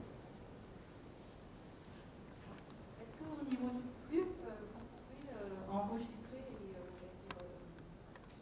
faire attention au niveau de la voirie pour qu'on ait une voirie qui soit adaptée aux personnes handicapées, aux personnes âgées, et à toutes sortes de handicaps, parce que c'est vraiment quelque chose qui manque au niveau de l'enjeu. Et est-ce qu'il y a aussi, je ne sais pas si ça s'est prévu, des systèmes d'alarme de sirène ou autre en cas de gros pépins, de gros incendies? Vous êtes en plein dans le sujet, effectivement, hein, quand M. Courant nous a présenté les problématiques d'équipement. La voirie et l'accessibilité où les systèmes d'alerte sont effectivement en plein dans le sujet. On fait le constat effectivement qu'aujourd'hui notre voirie, au-delà d'être vieillissante par certains endroits, elle n'est surtout pas du tout accessible dans beaucoup, compte tenu de la manière dont elle est conçue, mais aussi compte tenu du comportement des uns et des autres. J'étais hier dans une rue que je ne citerai pas, où toutes les voitures étaient garées sur le trottoir, empêchant toute circulation de personnes à mobilité réduite, de poussettes. Donc c'est un vrai enjeu, et effectivement, ça fait partie des équipements que nous devons mettre en place pour répondre à ces questions-là, qui, entre parenthèses, sont obligatoires depuis une loi qui date de 2005, et pour lequel nous avons un retard considérable. Une dernière question ici avant qu'on passe au thème suivant. Monsieur le maire, vous parlez de pédagogie, je pense qu'il y a le budget et la pédagogie. On a parlé de beaucoup de choses, on n'a pas parlé de budget. Je rejoins tout à fait Franck, excusez-moi. Mais il y a quand même un problème de civisme qu'on doit commencer à travailler. L'espace public est pris à 95% par les véhicules. On parle bien d'espace public. L'espace public est à tout le monde. Est-ce que la pédagogie ferait que moi, conducteur de voiture, je me garde à un endroit où une dame va passer avec un enfant? C'est un problème de civisme. Et lorsqu'on est embourbé de véhicules, de cimetières de véhicules, on fait que ça, très simple, tout le monde le comprendra. Un lieu de marguerite, quel qu'il soit, où 10, 15, 20 personnes s'y rendent tous les jours pour le travail ou pour autre chose. Sur les 20 personnes, vous en avez 15 qui viennent avec leur voiture particulière. En sachant qu'on ne peut pas se garer, est-ce qu'on ne peut pas essayer de comprendre à trois voitures, on pourrait faire le même chemin et améliorer la qualité de vie du monde. Pédagogie et budget, parce que j'en reviens à ce qui est très important. Vous posez la question du covoiturage, on pourrait poser la question du transport doux, du transport à vélo, du transport piétonnier, des zones de stationnement et de parking. Voilà des équipements qu'il faut penser dans le cadre du PLU. Aujourd'hui, comment reprocher aux gens de mal se garer dans le village? Il n'y a pas aujourd'hui d'offre de stationnement adaptée à un village. Comment reprocher aux gens de rester garés dans le village, sur la place du Calvaire? Quand on voit la place du Calvaire qui est engloutie sous les véhicules stationnés, comment reprocher aux gens de se garer là, dans la mesure où il n'y a pas d'équipement qui leur permettent de se garer ailleurs? Comment reprocher aux gens de ne pas venir à vélo au marché quand il n'y a pas de lieu, tout simplement, pour pouvoir stationner mon vélo en toute sécurité? Donc effectivement, pour changer ces comportements et pour aller vers un civisme routier que vous mettez en évidence, il faut aussi qu'on propose des situations alternatives. Et c'est véritablement un des enjeux du PLU. Aujourd'hui, le stationnement, c'est une vraie problématique sur la commune de Marguerite. Une vraie problématique. Il y a des habitudes qui sont prises. Il n'y a pas longtemps, nous faisions une réunion de concertation dans un quartier où une dame me disait « mais c'est mon trottoir ». Je garde ma voiture parce que c'est mon trottoir. Et les poussettes, ils n'en passent pas ici. Voilà. Donc, il y a tout ce travail effectivement de pédagogie à faire, mais il y a aussi des solutions alternatives à proposer qui n'existent pas. Et c'est ce que nous devons penser dans le cadre de notre et réserver des places de stationnement. Bonsoir, Madame Lida. Voilà, je voulais savoir si c'était prévu, parce que bon, moi je suis sur Marguerite et j'ai vu qu'il manquait, parce que je trouve que c'est un peu dangereux, c'est la grande départementale au niveau du rond-point de Super-U. Il n'y a pas de feu rouge et moi je vois qu'il y a des centres de formation, beaucoup de jeunes traversent, ils arrivent assez vite. Bon, on sait bien qu'ils ont fait un 50 km/h, mais des fois c'est pas respecté et je vois qu'il y a quand même un fluide quand même, il y a beaucoup de personnes qui traversent là et au niveau de Intermarché aussi, il y a des personnes âgées, des voitures, des camions qui arrivent vite. Et moi je voulais savoir si c'était prévu qu'il y ait des feux rouges même avec juste quand on pose pour que les voitures puissent s'arrêter pour laisser passer les gens. Donc aujourd'hui, encore une fois, il n'est rien prévu en termes d'équipement, hein, on va travailler ensemble, sachant que les deux voies que vous pointez sont des voies départementales. Première réponse que je peux vous faire, c'est que la départementale 86, donc celle qui passe devant Super-U, devrait être une voie qui va être déclassée, donc ce qui va nous permettre de la classer en ce qu'on appelle en agglomération, qui va nous permettre de réduire énormément la vitesse et du coup de prévoir des équipements qui aujourd'hui ne peuvent pas exister sur le départemental. Mais le revers de la médaille, c'est que si celle-là est déclassée, ça veut dire que celle qui passe devant Intermarché, donc le CD 135, lui par contre est amené à devenir une voie principale. Donc là effectivement il faudra qu'on travaille avec le département pour non seulement sécuriser le cheminement vers Pradelles, parce que nous voulons faire de Pradelles un lieu, toujours un lieu de vie, c'est un lieu de vie, on souhaite pouvoir le développer, il est beaucoup utilisé par les margueritoires, donc il faut qu'on puisse assurer la sécurité des margueritoires pour pouvoir accéder à ce domaine-là, mais aussi protéger les habitants du Mas, notamment du quartier du Mas-Pradelles, de toutes les nuisances, notamment sonores,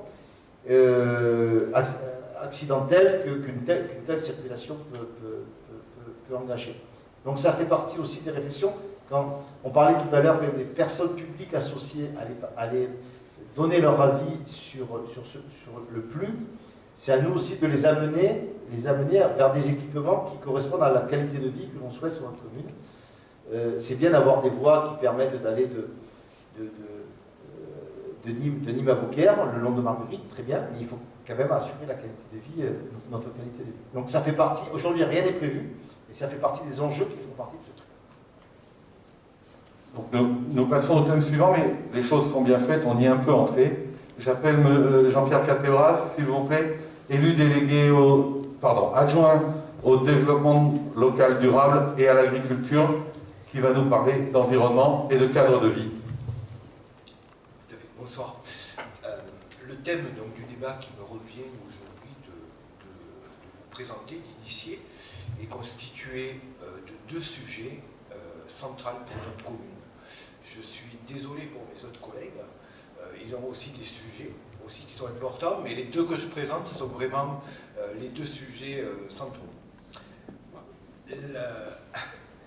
L'environnement, parce que évidemment la préservation et la valorisation conditionnent notre avenir, et puis le cadre de vie, parce qu'il conditionne l'attractivité de notre territoire, et il constitue aussi le socle de notre bien-être au quotidien.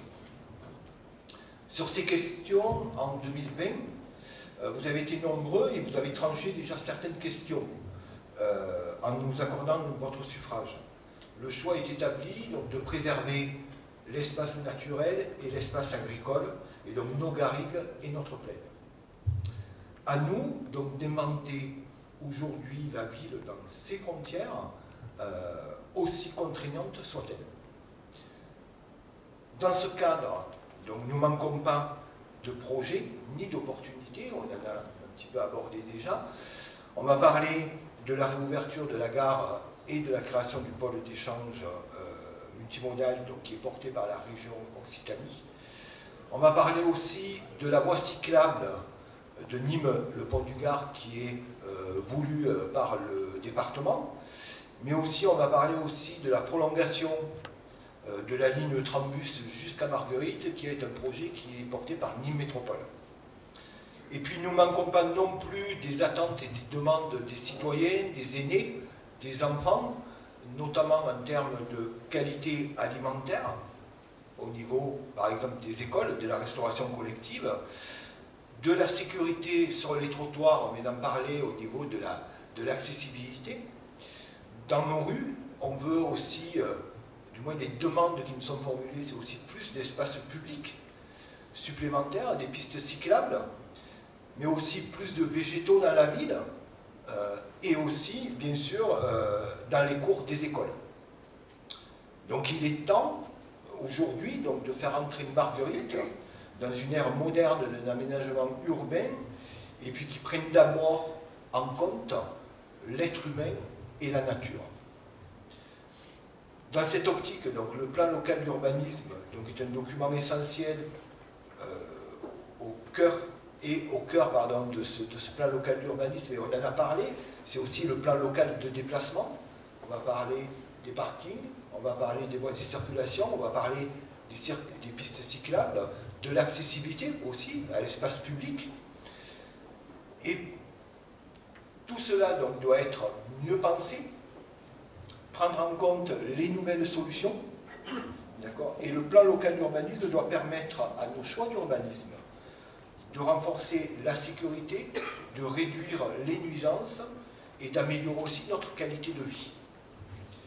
Le programme paraît ambitieux, c'est vrai, mais je suis convaincu, et nous pouvons tous être convaincus, d'une chose, c'est qu'ensemble, dans l'échange et la volonté commune, nous pouvons faire émerger donc un projet partagé et puis qui nous permettra de réussir.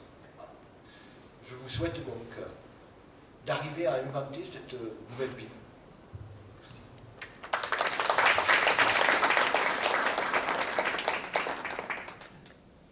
Place au débat. Première question. Je peux poser la première, comme ça vous poserez la deuxième.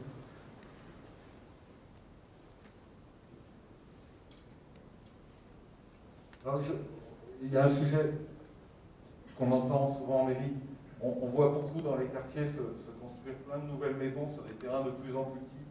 Est-ce que, en termes de cadre de vie, de qualité de vie, il n'y a pas un danger là? C'est effectivement, alors, ce que l'on voit ici à Marguerite, on le voit partout. J'ai discuté il n'y a pas longtemps avec le maire de Pouls. Pouls qui s'est construit avec des terrains à 1500 mètres carrés, aujourd'hui connaît les joies de la division parcellaire. Cette question, elle rejoint peut-être toutes les questions qu'on s'est posées, notamment en termes d'inondabilité et compagnie, c'est qu'aujourd'hui,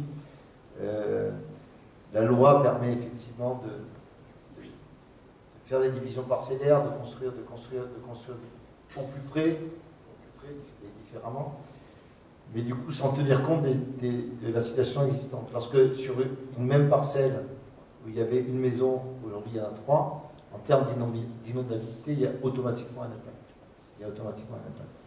D'où l'importance effectivement de pouvoir fixer ces règles. Bien sûr que la densification, aujourd'hui c'est une réalité urbanistique, permettez-moi ce terme. Bien sûr que c'est une réalité.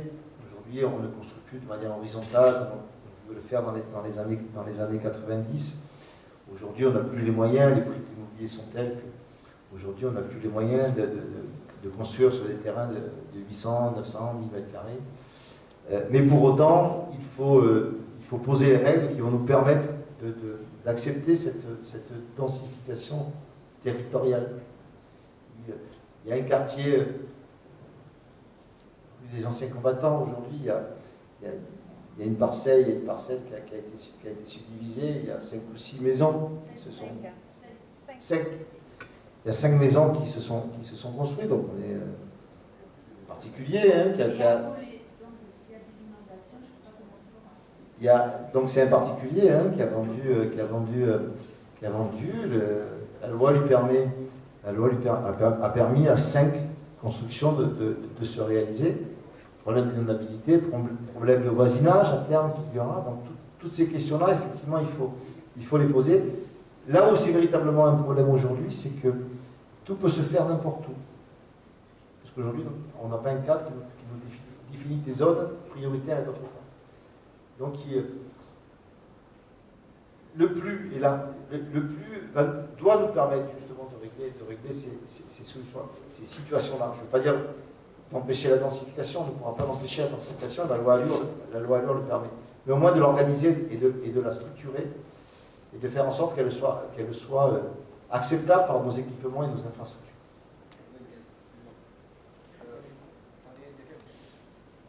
Je voudrais savoir ce qu'il a mis au niveau de la cabanisation, au niveau de la plaine et de la garrigue.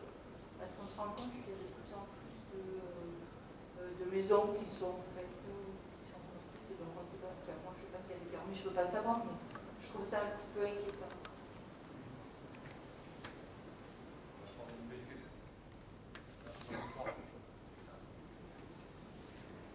Oui, bonjour. Je voudrais savoir comment la question du réchauffement climatique va être prise en compte dans la réflexion.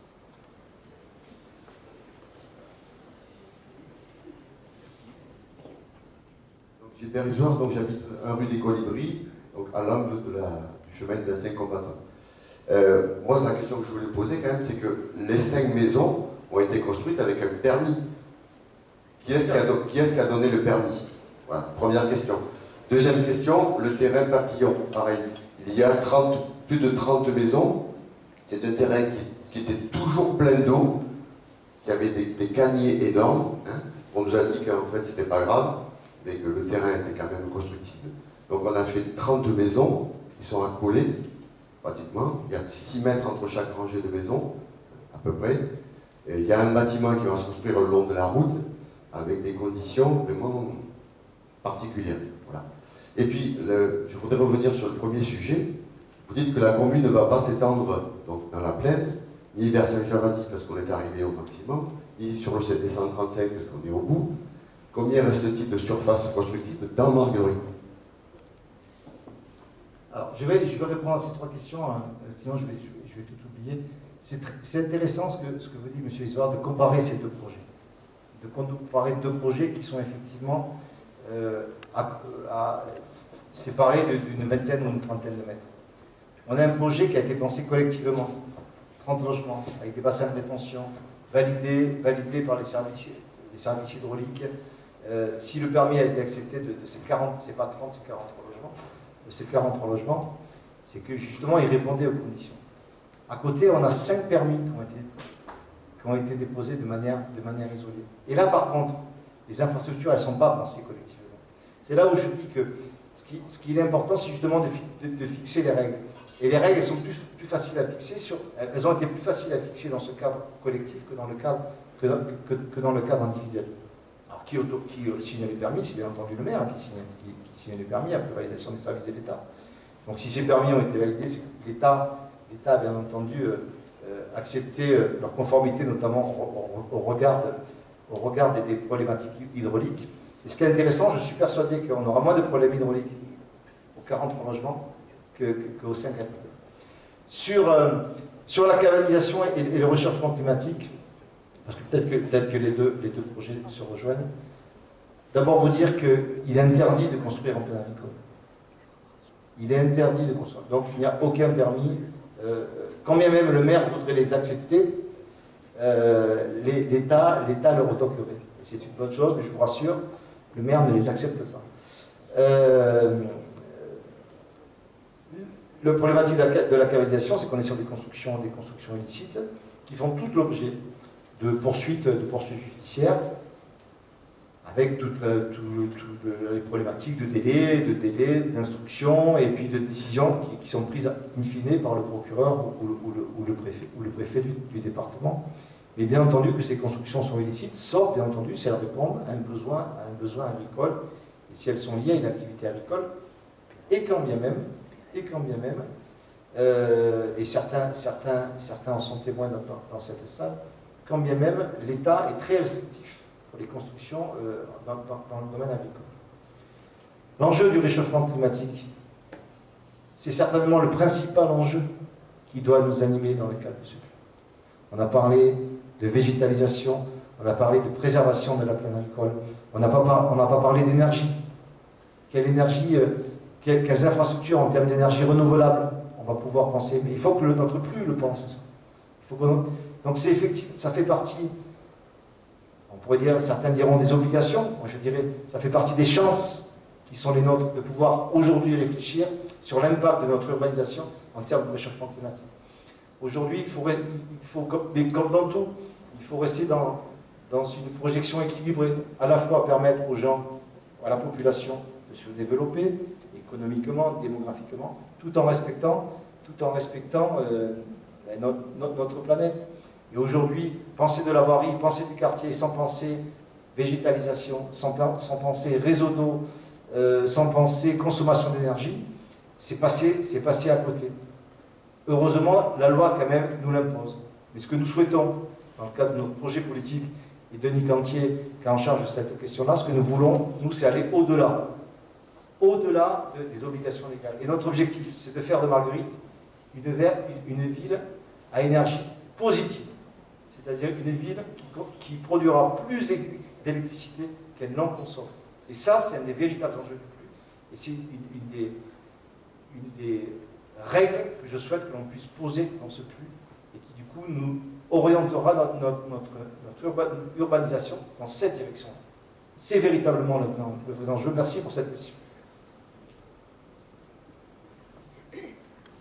Oui, monsieur le maire, j'aimerais faire porte-parole d'un adhérent du Masralen qui m'a contacté hier et qui, justement, n'est autre que le propriétaire des maisons qui se sont construites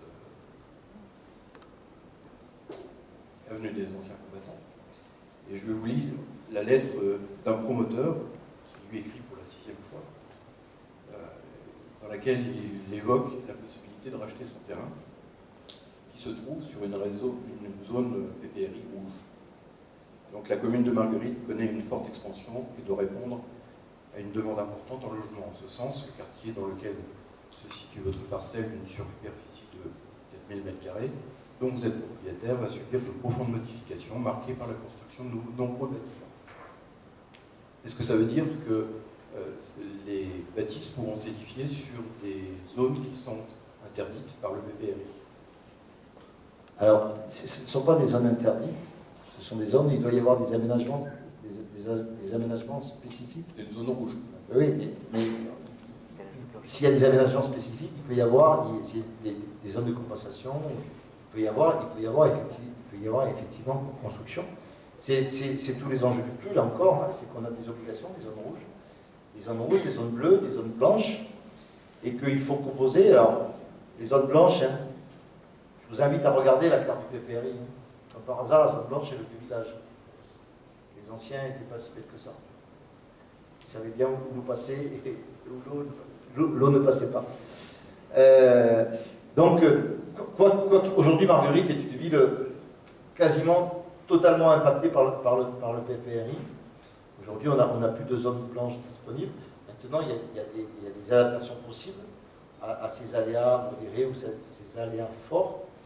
Et donc, il faut que les constructeurs respectent les préconisations en la matière pour pouvoir réaliser tel ou tel équipement, telle ou telle construction sur ces aménagements-là.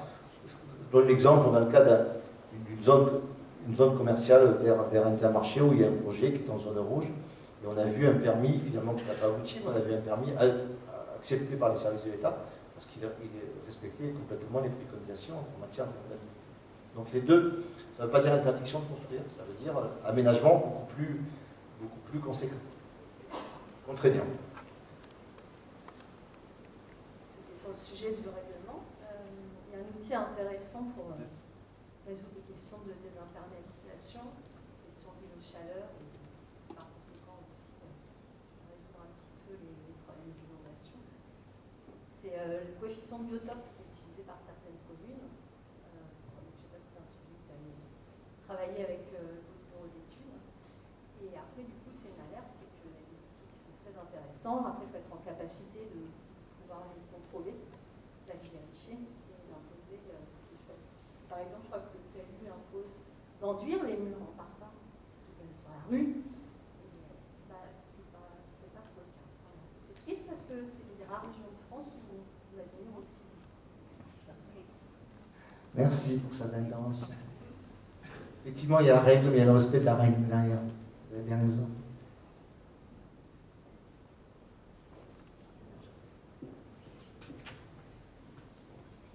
Deux sujets différents. En ce qui concerne le cadre de vie, vous avez dit, monsieur le maire, qu'effectivement, Bouillard et Kessargues avaient réaménagé des centres de façon très élargie, très agréable. Je suis habitante de Marguerite depuis 1968.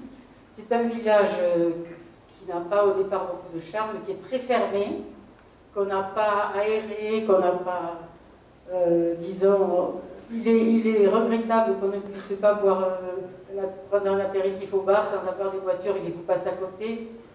Il faudrait plutôt pencher vers un éclaircissement du terrain. Et ce qui est positif, c'est la franchise que vous allez faire, l'esplanade que vous allez faire côté Magne. Il serait peut-être souhaitable de la faire repasser par le centre du village et d'ouvrir la place du Calvaire, puisque la mairie possède là pas mal de maisons qui peuvent être détruites précisément. Personnellement, je verrais vers un agrandissement du centre où les gens puissent se retrouver. Par exemple, la place Alphonse Martin, qui est très bien, elle reste quand même petite et fermée, cachée derrière l'ancienne mairie. Alors ça, c'est un premier problème. Le deuxième problème, vous avez une visée écologique pour la plaine, c'est bien. En tant qu'ancienne agricultrice, je dois dire que le problème numéro 1 sera de trouver des agriculteurs qui veulent s'installer. Et donc j'avais suggéré à la mairie d'établir des conditions dans lesquelles de jeunes agriculteurs pourraient s'installer en ayant par exemple un droit automatique de pouvoir vendre leur production sur le marché de Marguerite.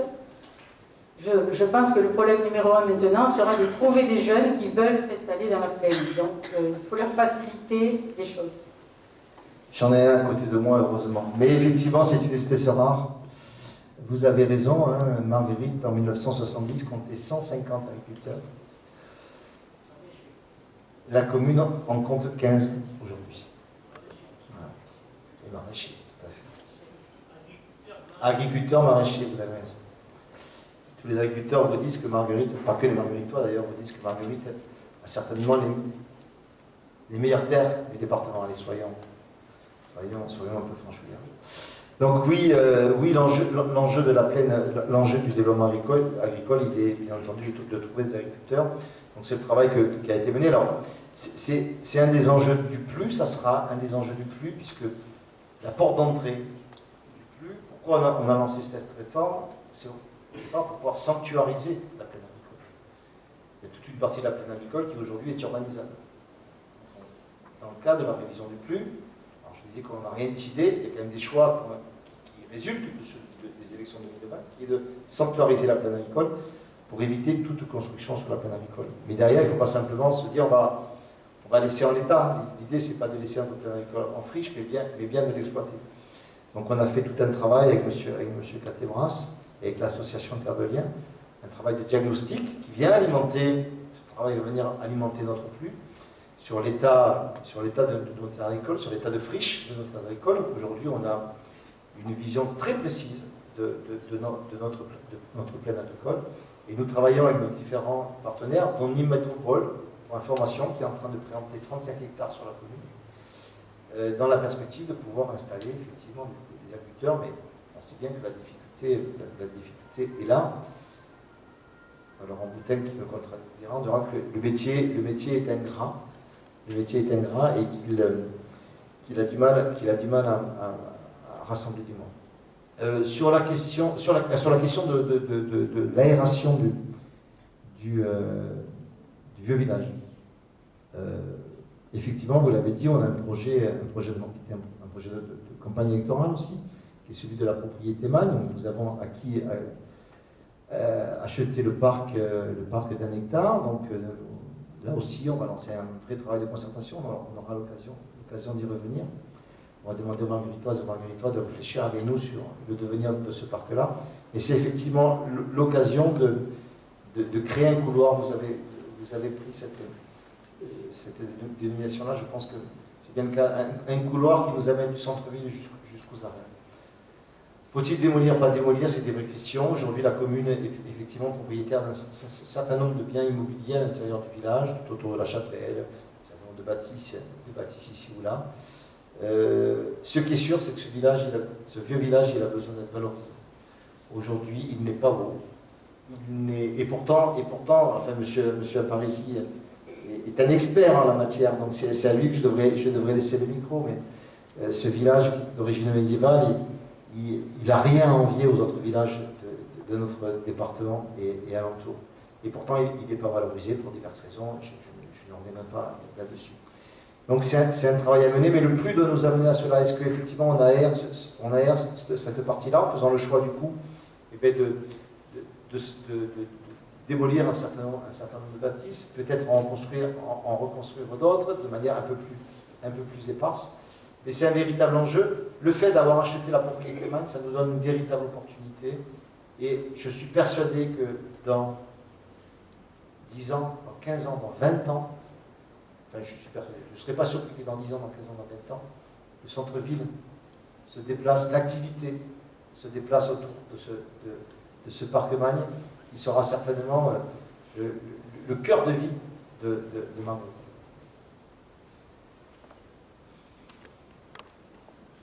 Oui. L'ouverture du périphérique nord de Nîmes qui arriverait sur Marguerite ne va pas impacter notre village par les demandes accrues d'entreprises, d'habitants.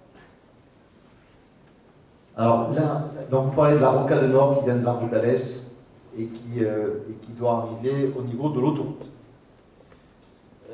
C'est bien entendu un sujet qui dépasse la compétence de la commune, mais c'est certainement un sujet qui prendra toute sa place dans le cadre du PLU, notamment dans le cadre de nos échanges avec le département, parce que c'est le département qui porte cette question-là, et dans le cadre de l'analyse que le département fera de notre PLU. Ce projet-là, s'il voit le jour, quoi qu'il arrive, impactera notre commune. Il impactera notre commune, il impactera la garrigue, il impactera la circulation. Tout à l'heure, je parlais du CD 135. Aujourd'hui, c'est une liaison Nîmes-Beaucaire. Demain, ça sera une liaison Alès-Beaucaire. Ça impactera certainement l'urbanisation, donc alors, économique ou pas, puisque effectivement, autour de cette rocade nord, on peut imaginer, on est aux frontières, le tracé est aux frontières de la ville de Nîmes, qui est déjà urbanisée. On pourrait imaginer qu'à terme, des populations, des entreprises s'installent autour de cette rocade nord. Donc aujourd'hui, on est bien entendu incapable de vous apporter des éléments de réponse. On est incapable de le faire parce qu'aujourd'hui, ce projet, il y a une volonté politique de le porter. C'est vrai pour la rocade nord, c'est vrai aussi pour la rocade ouest, côté Vonage. C'est vrai aussi depuis très très longtemps pour la nationale 106 qui vient d'Alès et qui n'est toujours pas passé à deux voies depuis malgré des décennies de travaux et d'investigations. Donc il y a une volonté politique. Je ne suis pas sûr qu'il y ait encore les budgets qui permettent de le faire. Donc il faut rester prudent. J'avoue que ce n'est pas un enjeu primordial pour nous dans notre réflexion. Maintenant, dans le cas du PLU, on ne pourra pas en faire abstraction. Je ne suis pas sûr que ce PLU-là règle la problématique de l'habitat ou de la constructibilité autour de la future rocade nord, mais certainement que le PLU suivant, qui viendra dans 10 ans, dans 15 ans, devra traiter de cette problématique-là. Mais il y aura un impact, si la rocade nord arrive, il est clair qu'il y aura un impact sur notre commune. C'est évident. C'est évident. Comme l'heure tourne, nous allons vous proposer de passer au débat suivant, qui est aussi un thème central. Pour ce faire, je demande à Patricia Poublan, première adjointe déléguée aux solidarités, de rejoindre le pupitre. Et nous allons poser la question de l'évolution démographique de la commune. Mesdames, Messieurs, bonsoir. Après ces riches échanges, j'espère que vous êtes encore plein d'énergie pour participer à ce dernier débat. Et non le moindre, puisque c'est un débat particulièrement important, nous allons nous pencher sur la question de la démographie sur notre commune, sur les conséquences de nos choix d'urbanisme, sur son évolution. Et pour bien faire cela, il convient d'abord de bien connaître la situation actuelle. Notre commune compte à ce jour 8820 habitants, un chiffre qui sera ajusté par l'INSEE à l'issue du recensement qui vient d'être mené et s'achève demain. Notons au passage que si nous souhaitons maintenir la population de notre commune à ce niveau à l'horizon 2035, il nous faudra obligatoirement créer 326 logements supplémentaires. C'est un élément que nous devons prendre en compte dans notre réflexion. Car après avoir connu 20 ans de croissance rapide de 1970 à 1990, la population de Marguerite a stagné depuis, avec aucune évolution depuis un peu plus de 10 ans. En bleu, sur la diapositive, vous pouvez remarquer, effectivement, c'est Marguerite, l'évolution de la population. Très clairement, les difficultés que connaissent nos enfants, les jeunes couples, les jeunes actifs, à se loger pénalisent la commune. On peut considérer que cela n'est pas grave en soi. Cela pourrait être vrai si cette stagnation n'était pas le signe d'une absence de renouvellement de notre population. Malheureusement, la conséquence directe de ce non-renouvellement est un vieillissement global de la population margueritoise, où la part des jeunes et des actifs ne cesse de diminuer depuis 10 ans, quand celle des retraités et personnes âgées de 75 ans ou plus ne cesse d'augmenter. On comprend aisément que cette situation doit être appréhendée dans le cadre de la révision du PLU, soit pour inverser cette tendance, soit pour répondre aux besoins nouveaux qu'elle engendre, nouveaux équipements, nouveaux logements, nouveaux services. Par exemple, 389 des 3967 foyers margueritois sont constitués de personnes âgées qui vivent seules dans leur logement, avec tout ce que cela induit en termes d'isolement, d'accompagnement, de difficultés financières et quotidiennes et d'occupation de logements inadaptés. Au-delà de la question des aînés, l'étude de la composition des 3967 foyers margueritois pose les mêmes enjeux. Moins de 30% des foyers margueritois sont des familles avec un ou plusieurs enfants. 60% des foyers sont donc constitués de 2 ou une seule personne sans enfant. Il y a forcément là un danger pour la dynamique et l'avenir de la communauté locale, d'autant que ces éléments se confrontent à la configuration du patrimoine local de logement, constitué de 3054 T4+, logements pour des familles, contre à peine 913 T2 ou T3, les plus demandés par les personnes seules, les jeunes et les couples sans enfants. Il y a donc dans notre commune 5 fois plus de maisons que d'appartements et 3 fois plus de grandes maisons que de petits logements. Dans l'optique d'un nécessaire renouvellement de la population, cela pose clairement l'enjeu d'adapter l'offre de logement aux besoins réels des habitants, de leurs enfants ou parents. Les adapter aux moyens des familles, au mode de vie d'aujourd'hui, aux contraintes légales actuelles. Avant de vous laisser la parole pour ce dernier débat, en espérant avoir éveillé un petit peu d'intérêt, je vous livre une dernière donnée en forme d'indication. Si nous créons d'ici 2035 les 870 logements planifiés dans le cadre du PLH Nîmes Métropole, dont Laurent Boutin vous a parlé, la population de Marguerite pourrait atteindre à cette date 10 200 habitants. Je vous remercie pour votre attention.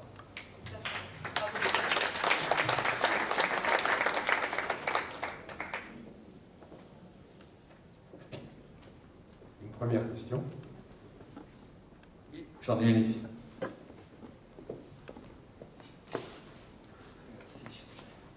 J'ai 3 questions en fait et qui rejoignent exactement le sujet de la démographie. La première, c'est pour revenir sur le nombre de logements qui sont prévus à pouvoir être construits d'après les engagements du SCOT que vous aviez présenté au début. Donc on parle de 900 logements.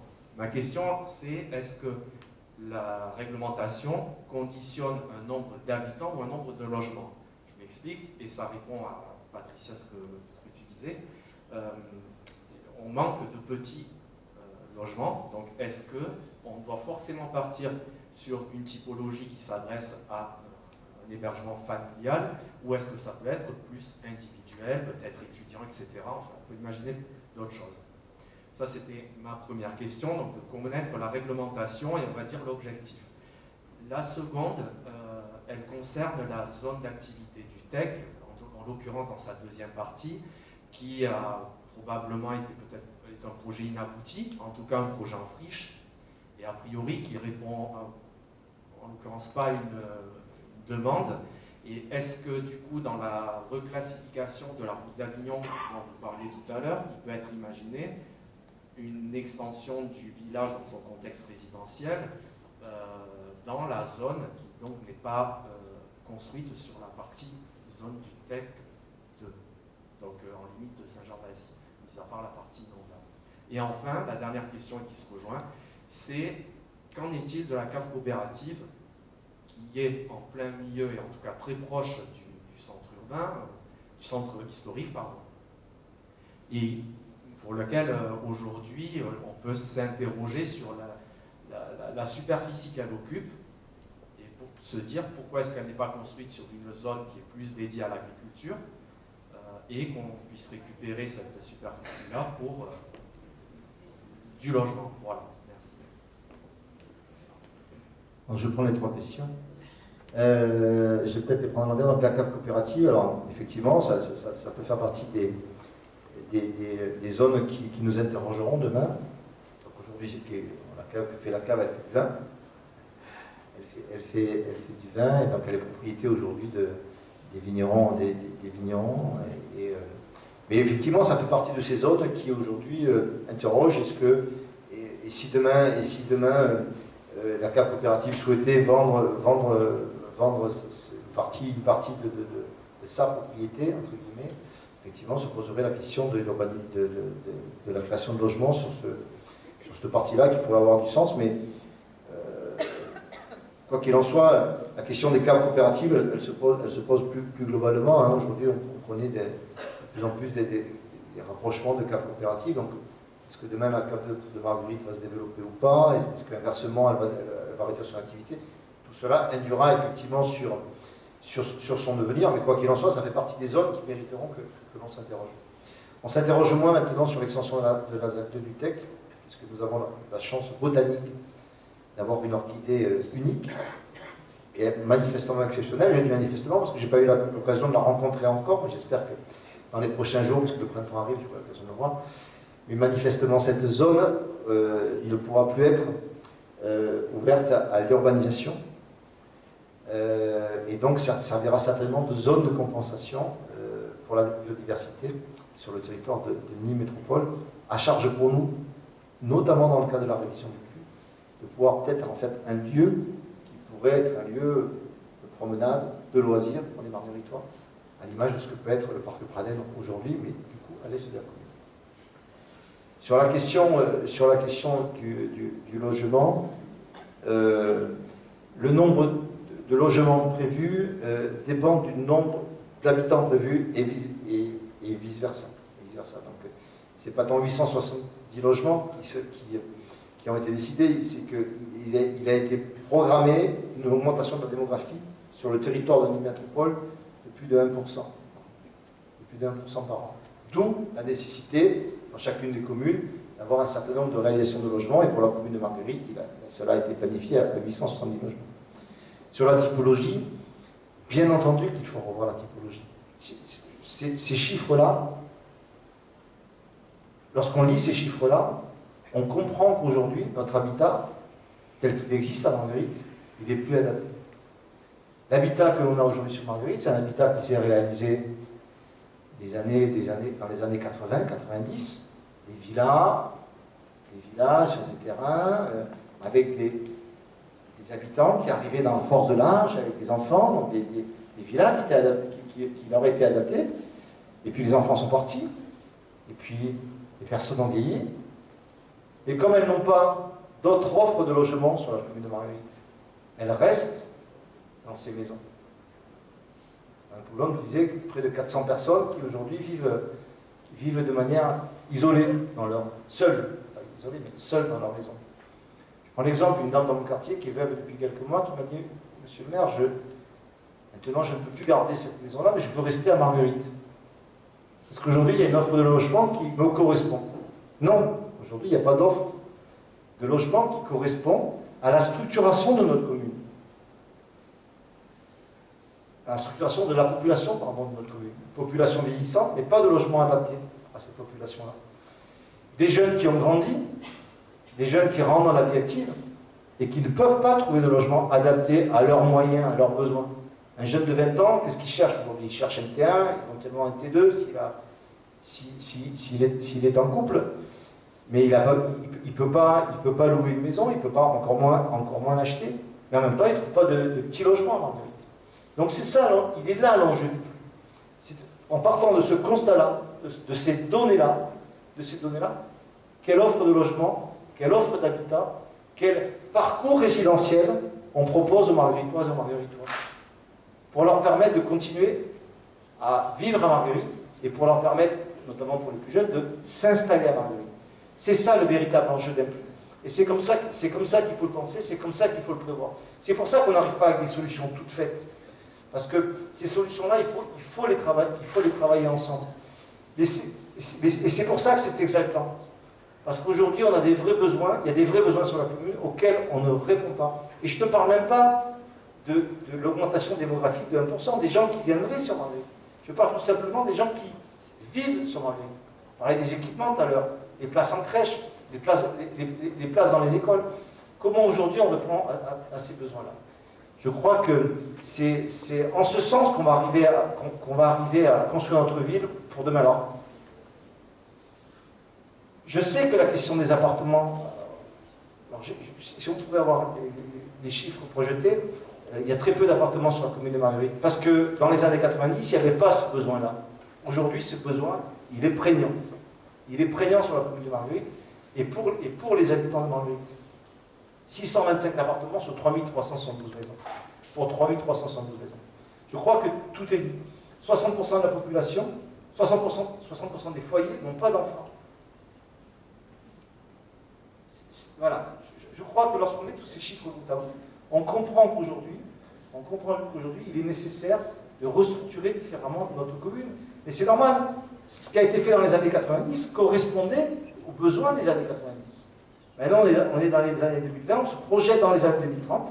Il faut répondre à ce besoin-là, avec un immobilier qui a explosé, avec un pouvoir d'achat qui n'est pas des plus florissants, avec des jeunes qui veulent rester, avec des personnes âgées qui veulent rester sur la commune, parce que Marguerite est bien dotée, il y a des services, il y a une multitude de services.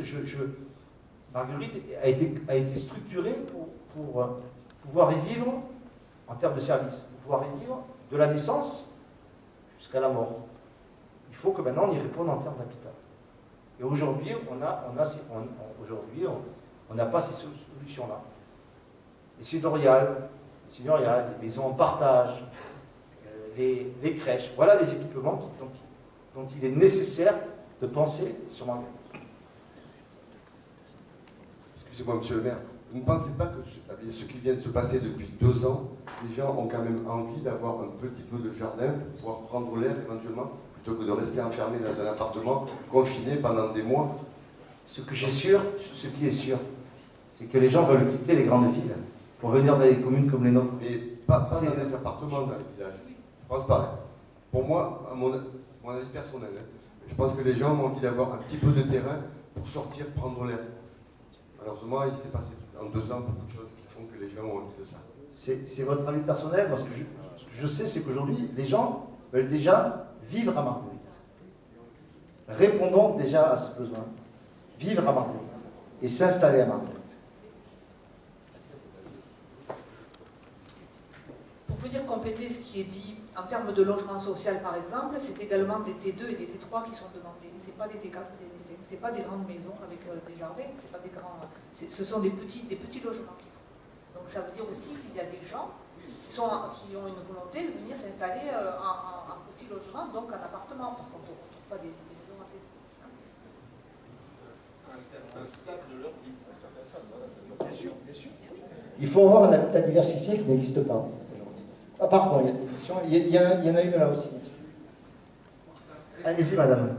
Oui, moi je pensais à faire puisqu'il va falloir, qu'il y ait plusieurs logements, faire des intergénérations justement. Voilà, ça c'est des personnes âgées, des jeunes, comme ça se fait à Marseille, je suis dans Marseillaise. Et maintenant, dans tous les nouveaux programmes, on a de la copropriété, des logements sociaux, et on a aussi vraiment une partie pour les personnes âgées, pour que déjà ils ne se sentent pas seuls, ils se sentent toujours jeunes aussi, hein, quand on voit beaucoup de jeunes à côté, et qu'ils ne se sentent pas isolés surtout, et avoir cet échange justement dans... Voilà. C'est effectivement l'habitat moderne. Voilà. Enfin, moderne d'aujourd'hui, effectivement. Ils le font beaucoup dans les grandes villes, maintenant, dans les petites villages. Tout à fait d'accord avec ça. Oui, monsieur le maire, les chiffres qui sont donnés sont effectivement parlants. Le nombre de personnes âgées dans Marguerite, dans des grands logements. Et vous avez évoqué le parcours résidentiel. Effectivement, ça permettrait, là, et de la contrainte des logements sociaux, d'en faire une opportunité. C'est-à-dire, quand il y a ces logements sociaux, parce qu'ils répondent aux critères, pour être proposés à ces personnes-là, et en même temps peut-être avoir l'outil foncier ou immobilier pour que les logements qu'ils libèrent soient requalifiés, soit en termes d'économie d'énergie, etc., et soient aux normes donc, du XXIe siècle, et en essayant de préserver ce qui peut être la qualité du village, c'est la pierre sèche, etc. Mais effectivement, des personnes âgées aujourd'hui, avec des revenus faibles, ne sont plus en capacité d'entretenir ces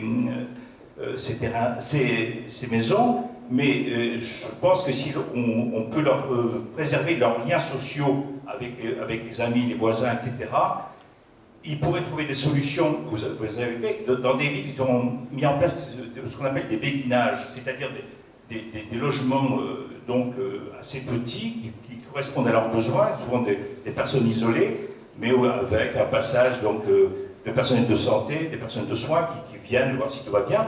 Mais ces personnes-là libèrent dans le centre de Marguerite des grands logements. Mais il ne faut pas que ces grands logements partent immédiatement comme ça, il faut en profiter pour les requalifier, faire qu'ils deviennent beaux et que le village continue d'attirer. Tout est dit. Tout est dit, et effectivement, c'est de cette manière qu'il faut faire évoluer l'habitat. Moi, je ne critique pas ce qui a été fait. Ça répondait à des besoins à un moment donné. Dans une période où, souvenez-vous de Marguerite, dans les années 90, beaucoup de militaires qui s'installaient, donc des gens en pleine force de l'âge, avec des enfants, donc qui avaient besoin de cet habitat-là. Aujourd'hui, la population, elle a évolué, les budgets ont évolué. Et effectivement, toutes ces maisons, tous ces P4 aujourd'hui, qui sont occupées par 60% des familles qui n'ont pas d'enfants, elles sont surdimensionnées pour les besoins de ces populations-là. Effectivement, jouer ce parcours résidentiel. L'enjeu, c'est ce parcours résidentiel. Pouvoir tout au long de mon parcours de vie, trouver un logement adapté à ma situation. Et du coup, permettre la requalification du logement que vous avez tout dit. Je suis complètement d'accord avec ça. On conclut là-dessus. Alors, on ne va pas tout à fait conclure là-dessus. Je vais inviter Florence Limonès, que vous connaissez puisqu'elle est élue déléguée à la concertation, à nous dire comment va se passer la suite du processus. Mesdames et messieurs, je enlève mon masque. Bonsoir à ceux que je n'ai pas pu saluer encore. C'est le moment de conclure. Je ne vais pas vous retenir très longtemps. Donc c'est le moment de conclure et ce débat a donné des échanges riches et passionnants, je trouve. Je vais juste vous indiquer la suite de cette procédure de concertation que nous avons entamée ce soir. Je voudrais avant quand même vous remercier de votre participation et de vos contributions. Je voudrais saluer particulièrement les comités de quartier qui se sont mobilisés pour participer à cette soirée, ainsi que les membres du conseil, des citoyens et des quartiers, également nombreux ce soir. Comme le maire vous l'a indiqué, nous avons fait le choix pour cette révision générale du PLU d'y associer pleinement les citoyens, et ce, de manière bien supérieure à nos obligations légales. Si le processus de révision du PLU est bien encadré dans le temps et sur le fond, il ne prévoit effectivement que 2 réunions. Une pour présenter et discuter le projet d'aménagement et de développement durable, et une autre pour le projet du PLU associé à une enquête publique d'1 mois. Vous voyez à l'écran que nous vous inviterons à bien plus d'échanges, que nous doublerons le temps de l'enquête publique et que pour enrichir encore les possibilités de contribution citoyenne, un site internet dédié a été créé, marguerite2035.fr. Tout un programme.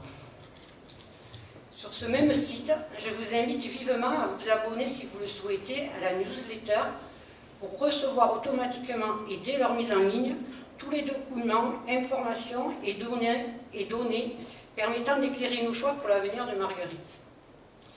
Surtout, et comme l'a également indiqué Monsieur le maire dans son introduction, nous avons fait le choix d'un processus de concertation ouvert, un processus de co-élaboration. Nous n'avons pas souhaité juste venir vers vous avec un projet à débattre, mais bien à partager les contraintes et les opportunités afin que la définition des orientations soit un travail collectif. Lundi, un questionnaire sera distribué dans toutes les boîtes aux lettres de la commune. Il est également disponible dès ce soir pour vous qui êtes là présents. Et demain matin, il sera sur le site Marguerite 2035. Chacune et chacun est invité à y répondre par écrit ou en ligne, et ainsi contribuer à faire émerger une volonté partagée, majoritaire, pour tracer le futur de Marguerite. Car c'est à nous, tous citoyens de Marguerite, qu'il appartient d'inventer la ville. Merci, je vous remercie de votre attention.